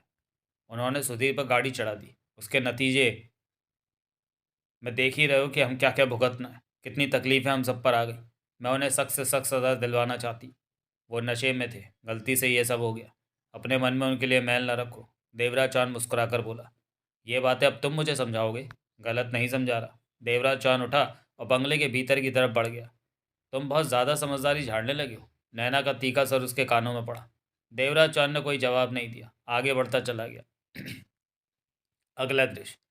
डिनर टेबल पर देवराज चौहान की मुलाकात नैना के साथ साथ राहुल ओबेरॉय से भी हुई। 2 नौकर खाना सर्व करने, ज़रूरत पूरी करने के लिए वहाँ थे। माँ नहीं आई? भैया, माँ तो आधी रात के बाद ही आएगी अब। क्लब से माँ कभी जल्दी लौटी है क्या? राहुल ओबेरॉय ने मुस्कुराकर कहा। वैसे भी माँ 6 महीनों के बाद क्लब गई है, वरना जब तक तुम बेड पर रहे वो तुम्हारे पास ही रहती थी। तीनों खाना खाते जा रहे थे। प्रसाद सिंह और बनारसी फुर्ती से उनकी ज़रूरतों को पूरा कर रहे थे। रिक्की दयाल पैसा देंगे? देवराज चौहान ने पूछा।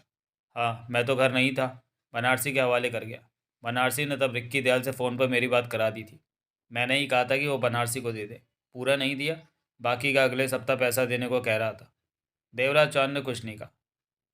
मांडिया एसके एंटरप्राइजेज केमिकल, सबकी तरफ से पैसा आना शुरू हो गया। और पैसा कहाँ है? तुम्हारे ऑफिस रूम में। किसने कितना दिया है सबके साथ पर्ची लगा रखी है, चेक कर लेना। राहुल ओबेरॉय मुस्कुराया। कमाल का दम है तुम्हें भैया। फ़ोन पर तुम्हारी आवाज़ सुनते ही सब भागे भागे करोड़ों रुपया छोड़ गए, वरना वो हमसे बात करने को भी तैयार नहीं थे। देवराज चौहान खाना खाने में व्यस्त रहा। नैना ओबेरॉय बार बार देवराज चौहान को देखे जा रही थी। वो कुछ कहना चाहती थी, परंतु बनारसी और प्रसाद सिंह की मौजूदगी की वजह से चुप थी। बहरहाल खाना खत्म हुआ, वो तीनों वहाँ से बाहर निकले। राहुल, नैना ओबेरॉय बोली, तुम अपने भाई के पास जाओ। जा रहा हूँ। देवराज चौहान से एक चेक पर भैया के साइन करवाने हैं, राहुल ओबेरॉय बोला। क्यों? बांद्रा वाली कंपनी के स्टाफ को बोनस देना है। भैया की बीमारी की वजह से उनका बोनस 4 महीने से रुका पड़ा है। अब वे जानते हैं कि भैया ठीक हो गए तो वे बोनस चाहते हैं। राहुल ओबेरॉय बोला, जब देना है तो फिर देर क्यों की जाए? पहले तो बहाना था कि भैया की तबीयत खराब है, अब तो कोई बहाना नहीं। नैना ने सिर हिलाकर देवराज चौहान को देखा। मैं चेक लाती हूँ, तुम साइन। चेक पर साइन करने की ज़रूरत नहीं, देवराज चौहान शांत स्वर में बोला। 2-4 दिन में मैं कंपनी जाऊँगा और अपने हाथों से सबको बोनस दे दूँगा। नैना ओबेरॉय और राहुल ओबेरॉय की नज़रें मिली। चेक पर साइन करने में क्या परेशानी है? नैना ओबेरॉय ने आंखें सिकोड़ कर कहा। कोई परेशानी नहीं। देवराज चौहान ने सिगरेट सुलगाई। लेकिन मैं ज़रा ज़रा सी बात पर चेकों पर साइन नहीं कर सकता। सुधीर ओबेरॉय के साइन चेक पर होने का मतलब बहुत बड़ा है। क्या मालूम तुम लोग सारी रकम निकाल लो। राहुल ओबेरॉय का चेहरा जहर भरे भावों से भर गया। नैना ओबेरॉय के चेहरे पर गुस्सा ठहरा। भाभी, ये तो खुद को असली सुधीर ओबेरॉय समझने लगा है। मुझे भी ऐसा ही लग रहा है, नैना ओबेरॉय कड़वे स्वर में बोली। ये भूल रहा है कि इसे यहाँ किस काम के लिए लाया गया। छुट्टी करो इसकी, राहुल ओबेरॉय ने तीखे स्वर में कहा। हम कोई और रास्ता निकाल लेंगे। देवराज चौहान मुस्कुराया, कश लेकर क्या उठा। मैं इस वक्त वही कर रहा हूँ जो सुधीर ओबेरॉय करता, आगे भी वही करूँगा जो सुधीर ओबेरॉय करता। देवराज चौहान ने बेहद शांत स्वर में कहा। मैं ये बात अच्छी तरह जानता हूँ कि सुधीर ओबेरॉय खाली चेक पर साइन करके कभी भी किसी को नहीं देगा। दोनों देवराज चौहान को घूरते रहे। मुझे भाड़े का ठट्टू मत समझो। मैं तुम लोगों के हुक्म का गुलाम नहीं हूँ। यूँ तो मैं देवराज चौहान हूँ, और इस वक्त सुधीर ओबेरॉय तुम लोगों ने बना रखा है। वो सुधीर ओबेरॉय जिसका अपना शानदार वजूद है। मेरे से जो बात करो ठीक तरह से करो। चेक पर साइन करवाने जैसी बेवकूफ़ी वाली बातें मेरे सामने मत करना, खासतौर से कहीं पर मेरे साइन लेने जैसी बातें। कहने के साथ ही देवराज चौहान वहाँ से आगे बढ़ गया। नैना ओबेरॉय और राहुल की नज़रें मिली। भाभी, ये राहुल ने कहना चाहा। तुम सुधीर के पास जाओ, नैना ने गंभीर स्वर में कहा। इसे मैं संभालने की कोशिश करती हूँ। दांत बीचे राहुल ओबेरॉय गुस्से से भरा वहाँ से चला गया। नैना ओबेरॉय के चेहरे पर अब किसी तरह का भाव नहीं था। सपाट शांत सी निगाहों से इधर उधर देखते हुए वो गहरी सोच में डूब गई थी। चेहरे पर दृढ़ता के भाव आ ठहरे थे। धीरे धीरे होठ बिछ गए। अगला दृश्य, रात के 11:30 बज रहे थे। देवराज चौहान बंगले के ऑफिस वाले कमरे में था। सामने 9 बड़े सूटकेस खुले पड़े थे। हर सूटकेस में ठसाठस नोटों की गड्डियाँ ठुसी हुई थी। सब गड्डियाँ 1000 के नोटों की थी। एक तरफ बड़ा मास्टर बैग पड़ा था, उसमें भी नोटों की गड्डियाँ थीं। करोड़ों रुपया था ये, जिसे कि मांडिया, रिक्की दयाल और बाकी लोग शराफत से दे गए थे। अभी बाकी आना बाकी था। और भी कई पार्टियों से पैसा लेना था। कल वोरा से बात करेगा इस बारे में। देवराज चौहान हाथ बढ़ाकर एक एक सूटकेस को बंद करने लगा कि दरवाजे पर आहट हुई। वो फौरन पलटा। नैना ओबेरॉय ने भीतर प्रवेश किया था उसके देखते ही देखते। वो इस सब बला की मारक हसीन लग रही थी। लंबे काले खुले घने बाल कूलों तक जा रहे थे। चेहरा खूबसूरत हसीन तो था ही, परंतु उस पर भी जाने क्या लगाया था कि वो शीशे की भांति चमक रहा था। उसकी बिल्लौरी आंखों में जानी कैसी कशिश समाई हुई थी कि देखने वाला देखते ही रह जाए। होठों पर लिपस्टिक न होकर जाने क्या लगा था कि वो चमक से रहे थे। कोई गहना जेवरात नहीं पहना था इस वक्त। पाँव में स्लीपर थे। जिक्र के खास काबिल तो इस वक्त उसके शरीर पर पड़ी सफ़ेद रंग की नाइटी थी, जिसके नीचे उसने कुछ नहीं पहन रखा था, और स्पष्ट नज़र आ रहा था कि कुछ नहीं पहन रखा। पारदर्शी नाइटी से उसके शरीर का ऐसा कौन सा हिस्सा था जो कि स्पष्ट नज़र नहीं आ रहा था? सब कुछ तो बिना देखे दिख रहा था। नाइटी मात्र ऐसा आवरण था कि इस वक्त की कहने को कि कुछ पहन रखा है। उसे 2 पलों के लिए देखा, उसके बाद देवराज चौहान पुनः खुले सूटकेसों को बंद करने में लग गया। तेज़ महक उसकी सांसों से टकराई तो देवराज चौहान ने गर्दन घुमाई। वो पास आ पहुंची थी। होठों पर मीठी मुस्कान थी। करोड़ों की दौलत को पास देखकर कैसा लग रहा है? वो खनकते स्वर में बोली। दौलत मेरे लिए कोई नई चीज़ नहीं है, देवराज चौहान ने शांत स्वर में कहा। दौलत तो दौलत ही होती है, वो हौले से हंसी। दिल बेईमान तो हो ही जाता है। देवराज चौहान ठटका और पलटकर उसकी बिल्लौरी आंखों में देखने लगा। वो जानलेवा अंदाज में मुस्कुराई। जिस दौलत को मैंने मेहनत करके हासिल किया उसे ही अपना समझता हूँ। पराई दौलत मेरे लिए सादे कागजों जैसी है। देवराज चौहान ने शांत स्वर में कहा। दूसरों की चीज़ें देखकर मेरा दिल कभी भी बेईमान नहीं होता। जिस तरह इंसान के साथ सांसें रहती हैं उसी तरह इंसान के साथ बेईमानी भी रहती है देवराज चौहान। ऐसा होता होगा लेकिन मेरे साथ नहीं होता। देवराज चौहान ने सारे सूटकेस बंद किए। ये सारी दौलत सुधीर की माँ रखेगी, तुम या राहुल नहीं। मालिक हो, सुधीर ओबेराय बने हुए, जो कहोगे वही होगा, कहकर वो हौले से हंसी। सच में तुम तो बिल्कुल सुधीर जैसा व्यवहार ही कर लो। उसूलों के मामले में वो भी बहुत पक्का है, लेकिन बेचारे की क्या हालत हुई पड़ी है। देवराज चौहान ने पुनः उसे देखा। वोहरा कहाँ है? सुबह के बाद वो इस वक्त सूरज प्रताप सिंह के पास होटल में होगा, हिसाब किताब कर रहा होगा। नैना ओबेराय बोली। 6 महीनों से वो हाथ के नीचे नहीं आ रहा था, लेकिन तुम्हारे फ़ोन के बाद सीधा हो गया। वोहरा ने हिसाब के मामले में उसे एक टांग पर खड़ा कर रखा होगा। देवराज चौहान नैना ओबेराय को देखता रहा। बेडरूम में चलो, रात हो चुकी है, नींद भी लेनी। सुधीर ओबेराय सच में हस्ती है? देवराज चौहान बोला। सुनकर मुझे इतना समझ नहीं आया जितना कि उसकी जगह पर बैठकर मैं अब महसूस कर रहा हूँ। उसके तो इशारों पर काम होते होंगे। तुम अभी भी सुधीर को नहीं समझ पाए और समझ भी नहीं पाओगे। जितना तुम सोच रहे हो वो उससे भी बड़ी हस्ती है। उसका एक इशारा वो हर काम करा देता है जो कोई नहीं करा सकता। उसकी बात को इनकार करने का हौसला शायद ही किसी में हो। बड़े बड़े पुलिस वाले सुधीर की सेवा करने को तैयार रहते हैं। मंत्री लोग सुधीर से हाथ मिलाकर खुश होते हैं। क्या क्या सुनोगे सुधीर के बारे में, थक जाओगे सुनते सुनते। देवराज चौहान ने आखिरी सूटकेस बंद किया। सुमन देवी नहीं आई? आ जाएंगी। दिन निकलने में 1-2 घंटे बाकी रहेंगे तो उनके कदम बंगले पर पड़ेंगे। नैना ओबेरॉय ने मुस्कुराकर देवराज चौहान की कलाई पकड़ी। आओ, मुझे नींद आ रही है। देवराज चौहान ने अपनी कलाई छुड़ाई और बोला, चलो। दोनों कमरे से बाहर निकले। देवराज चौहान ने ताला बंद किया और चाबी जेब में डाल ली। चाबी संभाल के रखना, रात ही रात में खो गई तो कोई करोड़ों रुपए ले उड़ेगा। बेडरूम में चलो। बहुत जल्दी कर रहे हो, उसने जान लेने वाले ढंग में कहा। चलो। दोनों बेडरूम में पहुंचे। शानदार बेड एक तरफ बिछा हुआ था। एक एक चीज़ से दौलत की महक आ रही थी। उसका नाइट सूट बेड पर ही रखा हुआ था। नाइट सूट उठाकर वो बाथरूम में गया। हाथ मुंह धोकर नाइट सूट पहनकर बेडरूम में आया। बाहर पैर पड़ते ही देवराज चौहान ठिठका। नजरें नैना ओबेरॉय पर जा टिकी थी। वो बेड पर अधलेटी सी उसे ही देख रही थी। इस वक्त वो किसी भी मर्द के लिए वो नागिन से कम नहीं थी। इस वक्त सैकड़ों हजारों या लाखों मर्द भी उस पर कुर्बान हो सकते थे। कुछ भी नहीं पहना हुआ था उसने। सफ़ेद नाइटी शरीर से गायब थी। इसमें कोई शक नहीं कि वो देखने में नहीं, जिस्मानी तौर पर भी मारक थी। ऊपर वाला दोनों चीज़ें लाखों में से एक किसी को एक एक को देता है, और नैना ओबेरॉय के पास दोनों चीज़ें थी। देवराज चौहान को इस तरह देखते पाकर वो हौले से खिलखिलाई। देवराज चौहान ने नाइट सूट की जेब से सिगरेट निकाली, सुलगाई। किस्मत वाले हो, नैना ओबेरॉय ने मधोश स्वर में कहा। मुझे आज तक मेरे पति के अलावा किसी ने हाथ नहीं लगाया। कोशिश तो बहुत की करने वालों ने, लेकिन मैं नहीं मानी। मेरी ज़िंदगी में तुम दूसरे मर्द हो जो आज मेरे जिस्म को हाथ लगाओगे। इससे पहले कि तुम कोशिश करते, मैं ही तुम्हारी सेवा में हाजिर हो गई, क्योंकि तुम मेरे पति के रूप में मेरी सहायता कर रहे हो। तुम्हारी वजह से आज करोड़ों रुपए मेरे घर आ गया। इस काम की कीमत तो तुम्हें मिल रही है, लेकिन मालिक खुश हुआ तो बोनस भी देता है। मैं बोनस के रूप में तुम्हारे सामने हाजिर हूँ देवराज चौहान। बहुत किस्मत वाले हो जो ऐसा बोनस पा गए। आओ, आज रात बोनस के साथ मज़े लो। ऐसा बोनस जो पहले मैंने अपने पति के अलावा किसी को नहीं दिया। देवराज चौहान के होठों पर मुस्कान उभरी। उस मुस्कान में जाने किस किस तरह के भाव छुपे थे। कश लेते हुए वह सामान्य भाव से उसकी तरफ बढ़ा। जिस तरह बोनस की बातें हमें नहीं हुई थी लेकिन तुम्हें बोनस मिल रहा है, उसी तरह वसीयत साइन करने की बात नहीं हुई थी लेकिन तुमने साइन करने हैं। इस वक्त एक दूसरे के काम आना ही हमारा काम है। नैना ओबेरॉय का नशीला सर उसके कानों में पड़ रहा था। मेरा दावा है कि आज की रात तुम कभी भी नहीं भूलोगे। तुम्हारे दावे के बारे में मैं तो तुम्हारे दावे के बारे में तो मैं नहीं जानता, लेकिन देवराज चौहान पास पहुंचकर शांत स्वर में बोला। लेकिन मेरा दावा है कि आज की रात तुम्हें हमेशा याद रहेगी। नैना ओबेरॉय खिलखिलाकर हंसी। खूब, क्या जवाब है? मर्द हो तो ऐसा। ठीक कहती हो, मर्द हो तो ऐसा। कहने के साथ ही देवराज चौहान नीचे झुका और वहाँ पड़ी सफ़ेद नाइटी उठाकर बिना कपड़ों के पड़ी नैना ओबेरॉय की तरफ उछाल दी। वो उसके कूलों पर जा गिरी। नैना ओबेरॉय चौंकी, देवराज चौहान को देखा। देवराज चौहान मुस्कुराया। ये क्या कर, पहन लो, एसी चल रहा है, ठंड लग जाएगी। वो करंट जैसे अंदाज में उठकर बैठ गई। उसके चेहरे के भाव देखने के लायक थे। तुम होश में तो हो? क्या हुआ मुझे? देवराज चौहान वहाँ से हटा और चलता हुआ बेड के दूसरी तरफ जा पहुँचा। तुम पागल तो नहीं हो? पागल हो।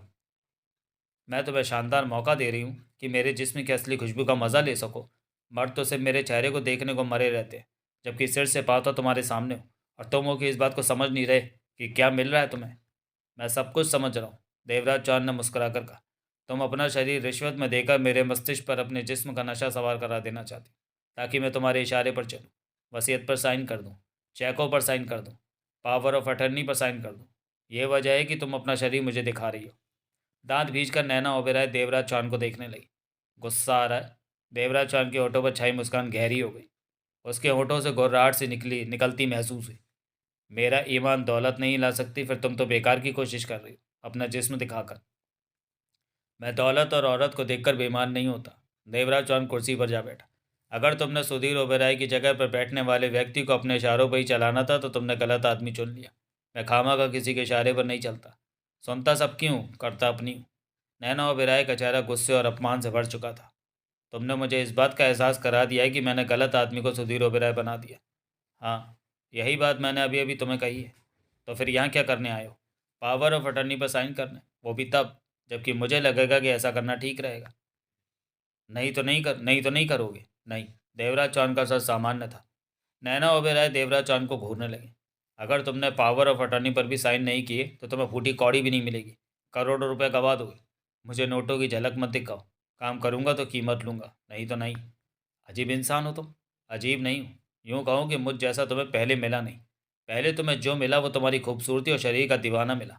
अगर किसी ने तुम्हारे शरीर पर से नज़रें हटाकर बात की होती तो यही जवाब मिलता जो मैंने दिया है। देवराज चौहान उसे देखता हुआ कह रहा था। तुम्हें भी बुरी आदत पड़ चुकी है। जो काम होता तुम्हें नज़र नहीं आता वो तुम अपना शरीर दिखवा कर करवा लेती हो। लोगों ने तुम्हारी आदत बिगाड़ रखी। ये तुमसे किसने कहा? नैना ओबेरॉय के दांत बिछ गए। किसी ने नहीं कहा। तुम्हारी हरकत से ये बात जाहिर हो रही है। देवराज चौहान ने कश लिया। गलत सोच लिया तुमने।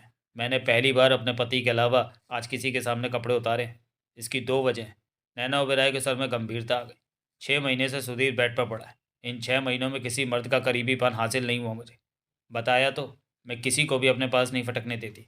लेकिन तुम मेरे पति के वेश में मेरे साथ इस कमरे में रह रहे हो। बीते 3 दिन तो मैंने किसी तरह बिता लिए, लेकिन आज मेरी नीयत बिगड़ गई। मर्द की ज़रूरत महसूस हुई। पागल सी हो गई मैं कि कोई मेरे शरीर से खेले। देवराज चौहान शांत भाव से उसे देखता रहा। नैना ओबेरॉय गंभीर थी। दूसरी बात यह थी कि मैं तुम्हें भी खुश करना चाहती थी, ताकि खामा खाका शक ना करके जो 2-4 काम तुम मेरे लिए कर सकते हो वो कर दो। लेकिन अपना शरीर में रिश्वत के रूप में नहीं, अपनी ज़रूरत को पूरा करने के लिए तुम्हारे हवाले कर रही हूँ। मुझे मर्द की ज़रूरत है। तुम्हें शायद ना हो औरत की ज़रूरत। खामोशी रही उनके बीच। देवराज चौहान ने कश लिया। वो देवराज चौहान को देखे जा रही थी। आ रहे हो अब? वो धीमे से बोली। मैं ऐसा आदमी नहीं हूँ, देवराज चौहान ने बेहद शांत सामान्य स्वर में कहा। मेरी पत्नी है नगीना। मेरे लिए पहली और आखिरी औरत वही है जिस्मानी संबंध बनाने के लिए। बहुत किस्मत वाली है नगीना, जो उसे तुम जैसा असली मर्द मिला। हर भाव से भरे शांत ढंग से वो मुस्कुराकर बोली।